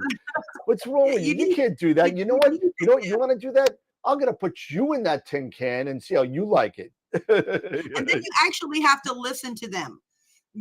When you get, and then you actually have to listen to them when they say, you know what, this is not going to work. This is not going to work because you need to do X, Y, and Z, and this is why, and yeah. I mean, to your point, Jesse, you just don't know enough. There are certain things, human beings, we just still don't know enough about. We don't know enough about the ocean. We don't know enough about, space. These are areas where you need to work with people who have experience and listen to them, for Pete's sake. Mm-hmm. And when your son says, Dad, I don't want to go. Don't go. Then dang it. Don't let your son go. That was a total dead zone moment right there. But I mean, literally. So famous last words, right? I mean, I'm not trying to be facetious, but famous last words. Dad, break. I told you so. Dad, I told you so. Yep. Mm-hmm. I bet you as the hull is cracking, and I could just imagine that kid's face looking at his dad like this. Really, Dad? Yes. But to Ernie's point, Musk at least hires the best and brightest people. That's what you need. Yep. Yes. You need the best and brightest. You need people. Well, you know what? Not one success has ever come without a string of failures. So, I know that. I think that there are some other things that we need to do. As far as, like Jesse said, the investigation of the sea floor and the oceans and that, because I have a feeling that there's a lot down there that we don't know that we need to learn, because you know what, we know more about space than we do the underground of our planet. And the oceans are not tourist ready yet. The deep oceans. I'm not even tourist. I'm not even talking tourist ready. I'm just talking about.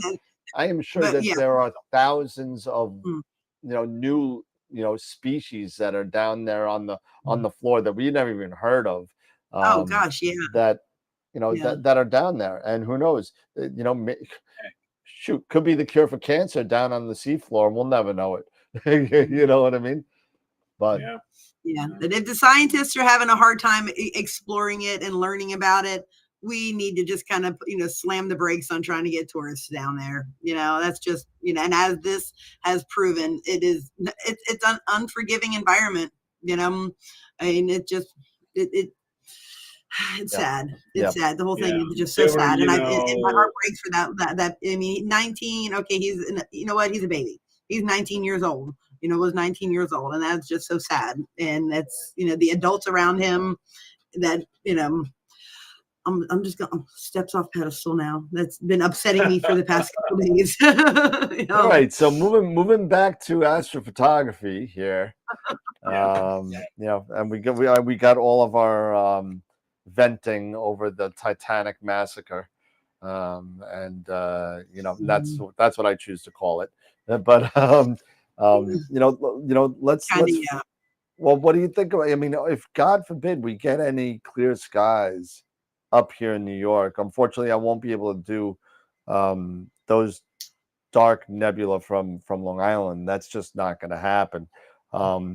But you know, really, I need a good, you know, I need a good Western Veil. I need one of those. I don't have one, even though it's one of those things that we picture every year. We just have to take a picture of it.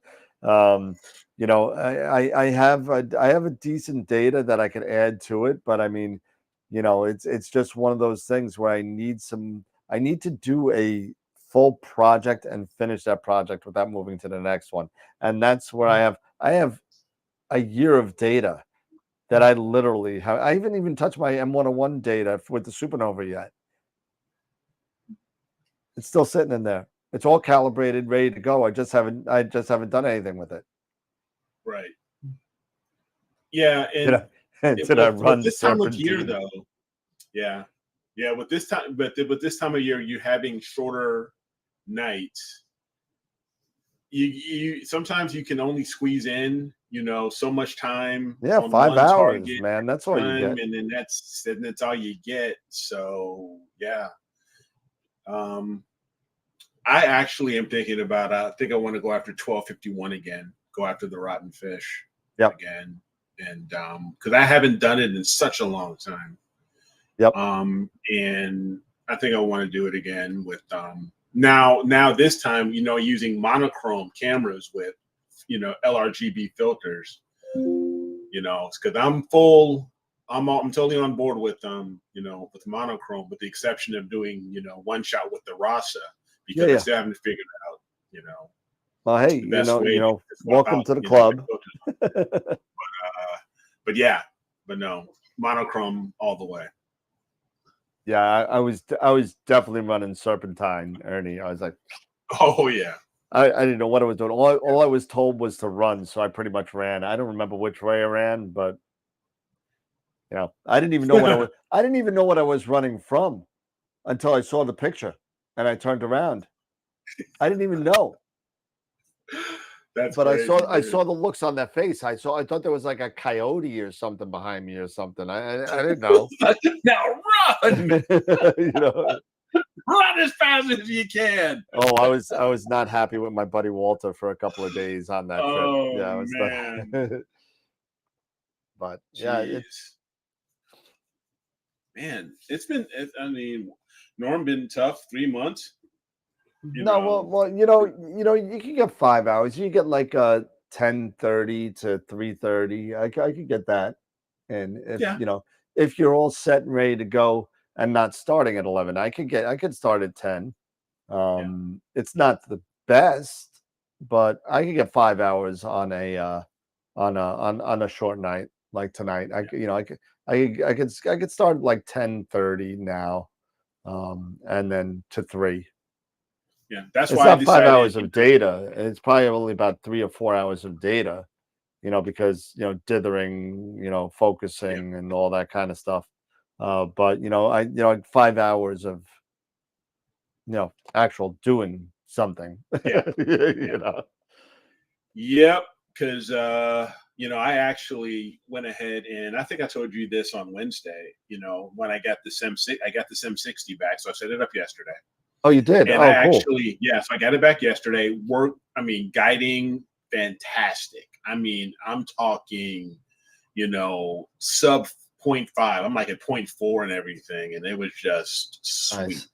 But I didn't put it on my pier because of me going after, you know, Wolf Rayet 134 because of this, my neighbor's tree. So I ended up moving, you know, and it's just simply, I just moved probably not even maybe 10, 12 feet, you know, over to the west and set up my, set everything up right there. And I had a clean shot. So every once in a while, I'm just going to keep the tri-pier, you know, out there, and I'll just move my mount, you know, from the permanent pier to the tri-pier, you know, when I need to. So I have no problem with that now. Cool. I mean, Tom, I don't think anybody really can't image, right, at least right, not at this time of year, at least right now until like close to 10, 30, 11 o'clock. I mean, 10:30. Astronomical night is what, 10 o'clock? At least my time, it's like 10 o'clock. Yeah, it's about or right. 10:30 or it's something. about right. Now, the Yeah. bright side is So astronomical it's sunset at light every day now. 9:55. 10:50 is actual astronomical sunset. Is at 10:50. So yeah. I don't wait. I don't wait till that to do. No, that, I usually start at nautical. I usually that's what I start at start. nautical. Depending on where you're imaging too. So if you're imaging in the west, you'll have to wait. You know. Yeah.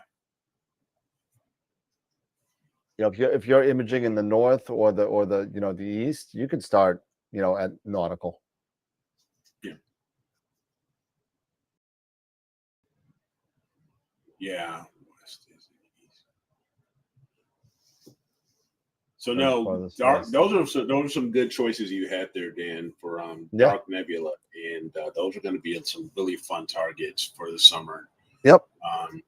I'm hoping that I could get some of those in on some of those, star parties. I really do. So again, Nebraska, then Canada in August, and then Cherry Springs in September. So we'll just have to see. Yep, you got to see, man. Either way, I got my beach permit, so I'm gearing up the Pegasus to kind of go to the beach, and I get, it's a Bortle 6 at the beach, maybe a Bortle 7. I don't know, somewhere. It's not. It's a little better, but a lot of people in my area go there to do stargazing and image. So we go there. It's only about 45 minutes away, but it's got, to the south, you're looking over the Atlantic Ocean. So whatever. To the north, you're not going to shoot there from the north. You're not going to shoot from the north over there because you're looking over all of Long Island. Now you literally go from a Bortle 6 in the south to a Bortle 7.5 in the north. And forget about the west. The west is still a mess. But if you're going south and you want to go, somewhere in that area in the south, the beach. If you want to go north, we go on the north shore of the island, and at least you're looking over the Long Island Sound. Connecticut's far off in the distance, but it's not bad. So, yeah. Do I prefer Jones or Robert Moses? Definitely Robert Moses.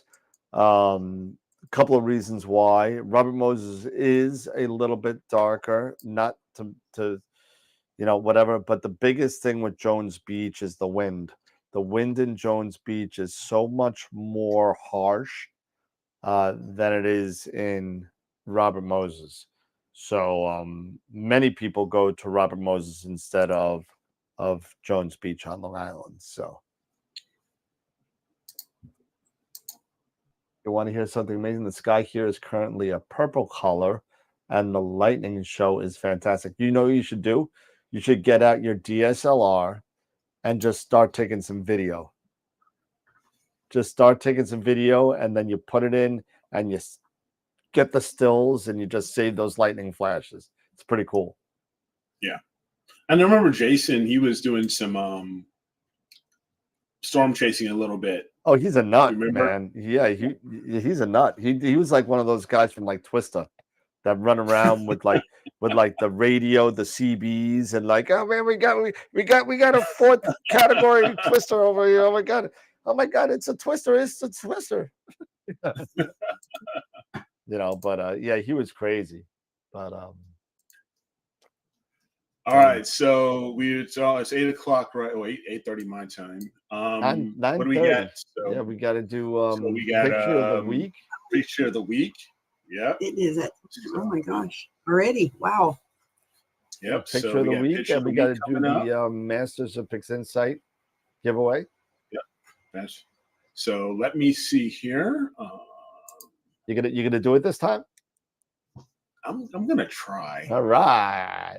I'm gonna try. I'm letting the reins go. I'm letting them go free. Yeah. Free. So what was it like? What was it like? History of the World Part 1 when he had the dead birds. He's like, free. Free. And let's go to just a sec here. You guys, I'm just gonna set this up so I can get in here. Yep. And make sure I've got everything set.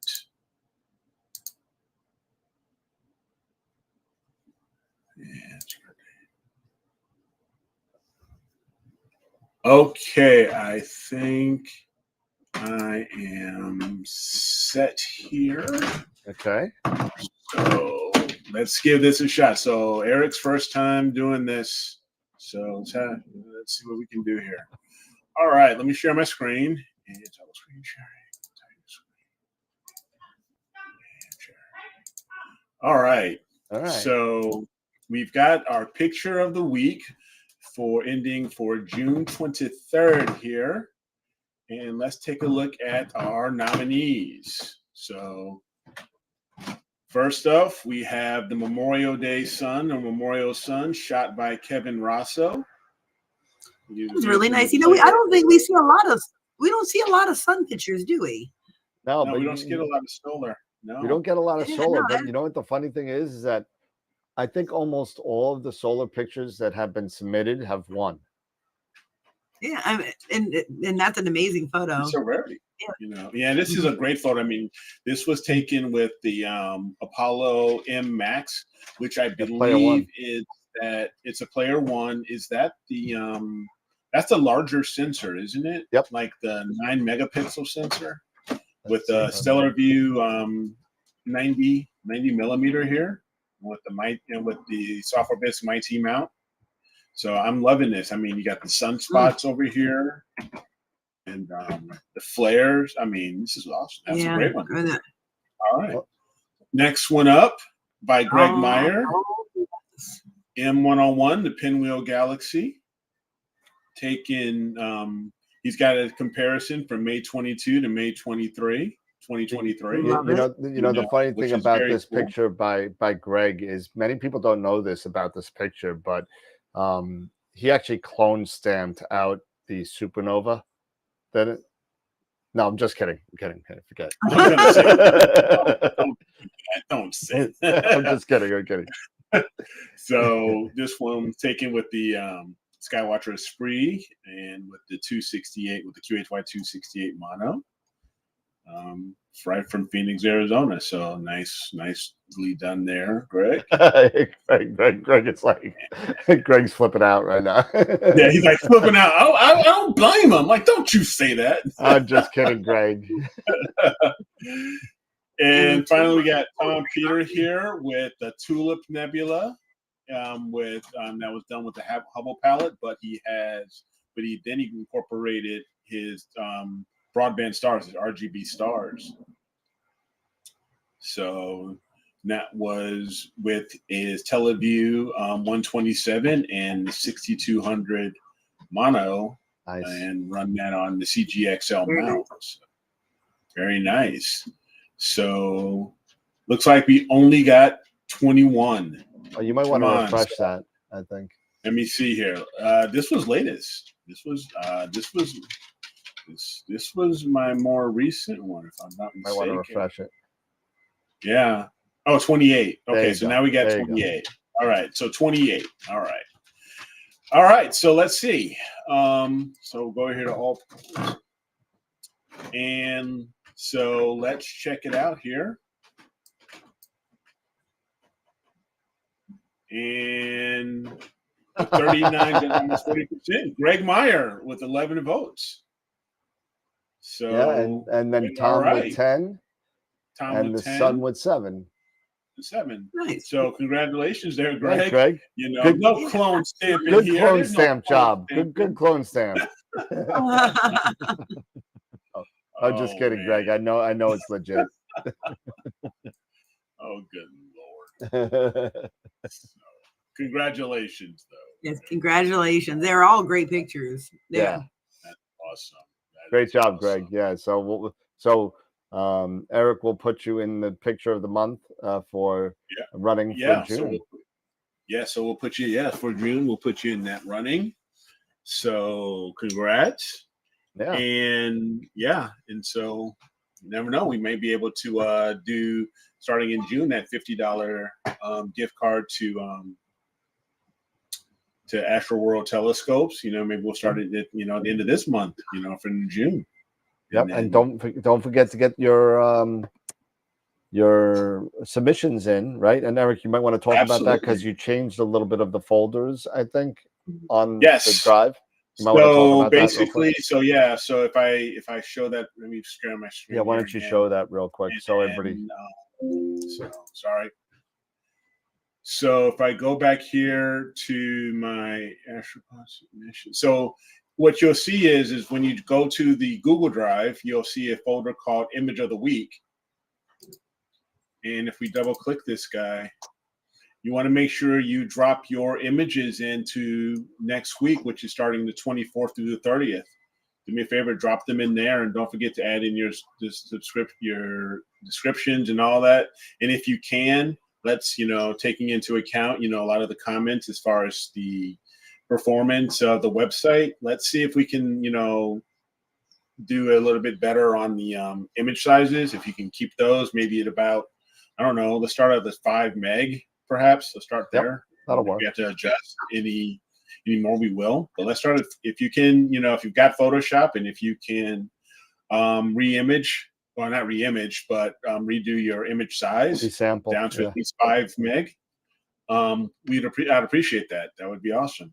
But yeah, so just go to the Google Drive, look for Image of the Week, and drop them into the June 24th folder. And somebody, some way, win a 3-month AWTV membership. Okay. I have no problem doing that. What's that? An AstroWorld TV membership, like a Patreon membership. Not a bad idea. That's gonna be something to think about. Like maybe for 3 months. That sounds like fun. Can get some. Can enjoy that, and if you decide that you enjoy it, then you can continue on the subscription. Yep, it's not a bad idea. Thanks, Chad. But yeah, all right, cool. So the last item of business tonight is the Masters of Pics Insight, I believe. Suggestions for a good quality SCT focal reducer. I would say the Starizona. Yeah. Take a look at that one. Yep.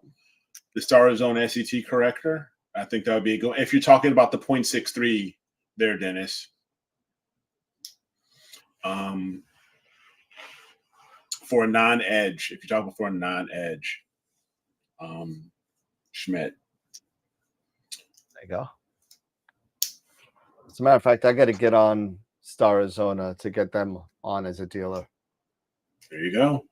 I spoke to who was it, Dean Koenig, a couple of weeks ago, and he's like, "Oh yeah, you got your own store?" He's like, "Yeah, sure," and that's where we kind of left it. That was right before Neve.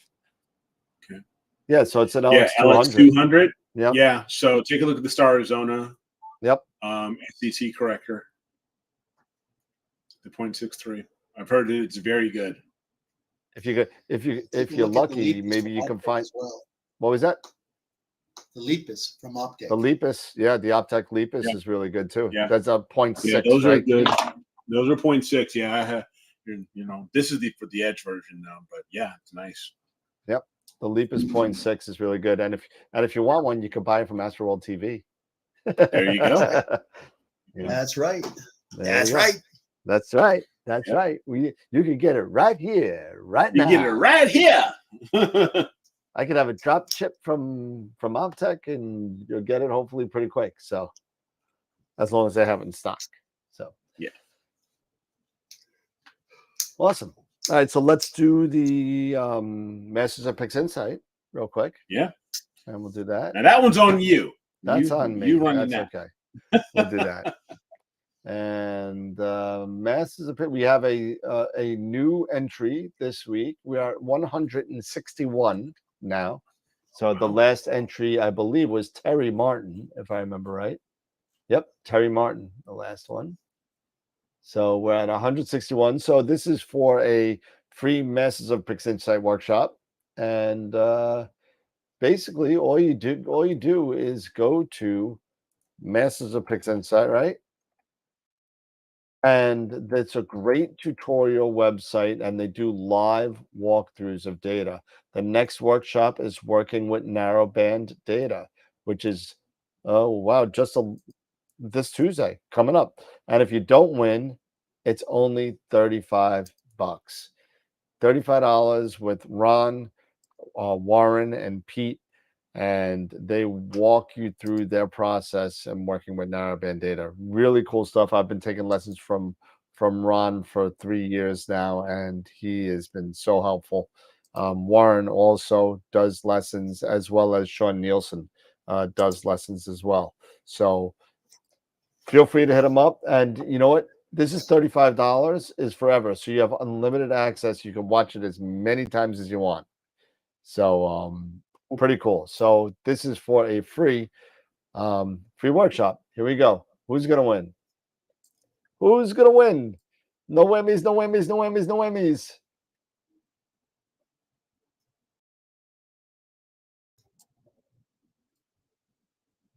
Okay.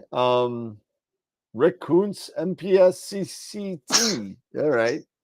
Hey, Rick. All right, Rick. We'll just go by Rick. How about that? We'll just do Rick. Yeah. You know. And all right, cool. So I'll send you an email regarding how to get your free Masters of Pics Insight workshop. Bless you. Bless you. And we'll get that out to you. And Jason, AZ Forerunner, I didn't forget about you. Your $50 gift certificate to Camera Concepts is coming as soon as I get off the show. So, all right. So it's about that time, guys and gals. All right. All right. What do you think about Wednesday? This Tuesday coming up, the 27th, I'll be on Entering into Space podcast with Steve. And I don't know, did he hook you up with the date yet or no? Yeah, as a matter of fact, I got to take a quick look at it again. It is, I'll just take a quick look here as far as my podcast. And I'll tell you, it's just been a little crazy right now. You're taking too long, man. But sorry. No, I'm just kidding. I'm just kidding. No, so we're looking right now, July 6th. July 6th. Okay, so right after 4th of July. So you'll have me on Tuesday. You'll have Eric on July 6th, and definitely. And if you haven't subscribed to Entering into Space on YouTube, go ahead, get on over there, and then you'll get the notification when we'll both be on. I don't know if it's a YouTube or a podcast. I'm not sure, but sure. I think it's a YouTube. I don't think it's a podcast, but that's okay. So, final thoughts, peoples. It's that time. It's 10 to 10. It is. It's 10 till. No, just everybody have a great weekend. Whoever can image, get out there and do it. Not me. I know I am. This is probably my last image. Well, no, it looks like I was looking at, Astronomic. Maybe even on Tuesday I can get out and do something as well. So Tuesday as well. So we'll see. So, but no, enjoy your weekend, everybody. Enjoy it and have some fun. If you can't image, learn, do some educating, do some processing. I think I'm going to take 35-minute dark library. I think I'm going to take it just, because that's how much time I have on my hands of doing nothing. So I will not be shooting 35 minutes of anything at one shot. So I figured if I shoot 35-minute darks, I could just optimize them and use them for everything under the sun. But, I'll just take darks for 4 days straight and see what happens. Wow. I just want to say I'm glad to see you guys. Yeah, it's wonderful to see you guys again. Hoping when we meet again next Friday, when I see you guys again next Friday, one of us will have had some clear skies that we can talk about. Like, yay, some imaging done. Definitely not me.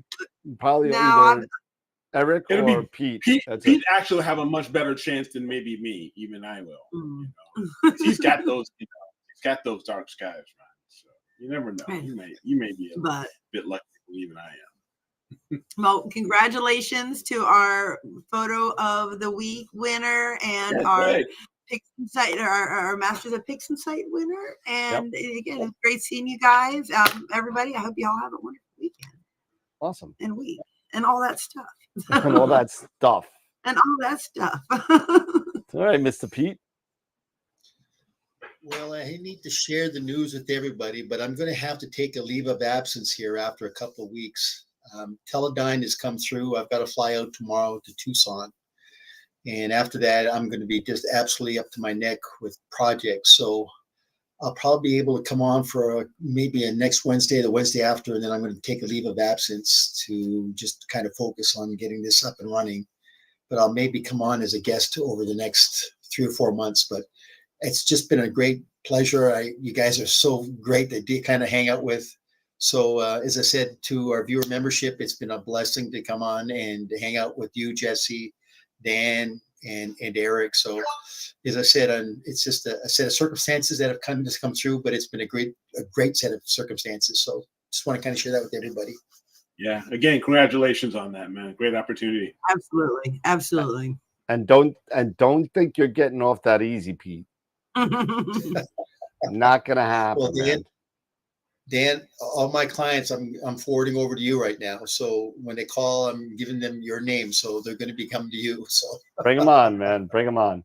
I got ZWO. You know, I got Eric with the ZWO stuff. I got me. I got Jesse with all her Skywatcher stuff. So Jesse, I'm gonna start sending you people too. So there you go. Anybody who's got a question about Raspberry Pis or Pegasus, I'm sending to you. So or APT. Or APT. I seem to be the only person. I'm one of the few around here that are using it. So yes, and we got a whole bunch of these that we nice. got to give away. The APT bonus code, 3 months free of APT. Evo was super nice and gave us a whole bunch of those. So awesome. All right, everybody. Well, it's almost 10 o'clock. So, definitely got to think about some topics for Wednesday. Grandmaster Yoda has jumped on. I don't know who that is. Grandmaster Yoda. Sure. All right. How you take a photo in summer from May to August? We don't even see stars to guide or align on. Oh, I wonder where he's from. He may be in that area of. He must be very, very high up north. To do that, if you only got daylight, you're not doing much of anything until you get those 3 or 4 months of total darkness, and then you get everything. So it's Aurora Borealis. It's Aurora Borealis imaging is what you're doing. That's it. That's what you're doing. You can do a hell of a lot of solar. Yep. Half top of Norway. Oh yeah, dude. You are stuck with solar until the sun goes down. I went to Norway, and let me tell you, it was. I was there. When was I there? I was in Oslo, which is a lot further south than apparently where he is. But I went there, but I went there in September, so it wasn't like that. It was a little bit. It got to be dark, but it got dark late. But yeah, wow. Well, welcome from Norway, Yoda. Welcome from Norway. Definitely welcome. Definitely, get on there and get on astroweb.com and sign up for all the giveaways, because we got giveaways that we give money and free workshops and everything. Maybe the gift certificates may not help you all the way out in Norway, but maybe it'll pay for the shipping for you. Who knows? But welcome. Yeah, welcome to the show. Thank you for joining us. All right, fellas, time to hit the hay. It's time to go. It's time for me to get on outside and unwrap my FLT 91 and start getting to do some imaging.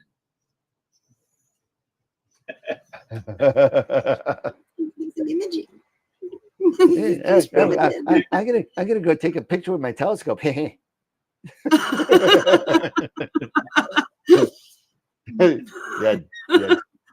No, seriously, enjoy Jackass. Enjoy your weekend, everybody. Take care. All right, everybody. Have a good night. We'll see you again Wednesday. Hopefully, we'll come up with a just as good as a display and show that we had tonight on Wednesday night. Great time, everybody. Congratulations to Jason this week. Congratulations to who is it? Greg. Kurt?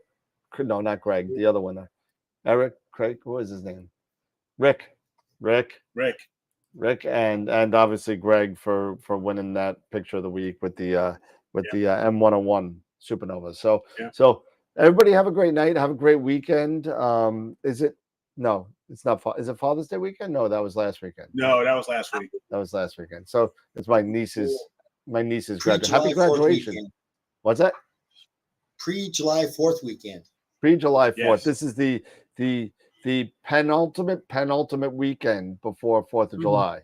So that's right. This is Heritage Days weekend. So around here, this is when kind of the founding of my town, of the town here. So they do their whole 4th of July, the fireworks and celebrate and all that stuff. So it's not like Doc Hollywood and the Squash Festival. We're not that. It's not that small of a town. Sorry. All right, fellas. Yep, that's it. On that note, have a good night. Have a great weekend, and remember, as always, to keep imaging, keep educating, and clear skies. And we'll see you on Wednesday night. Take it easy, everybody. Bye-bye. Take it easy. Good night.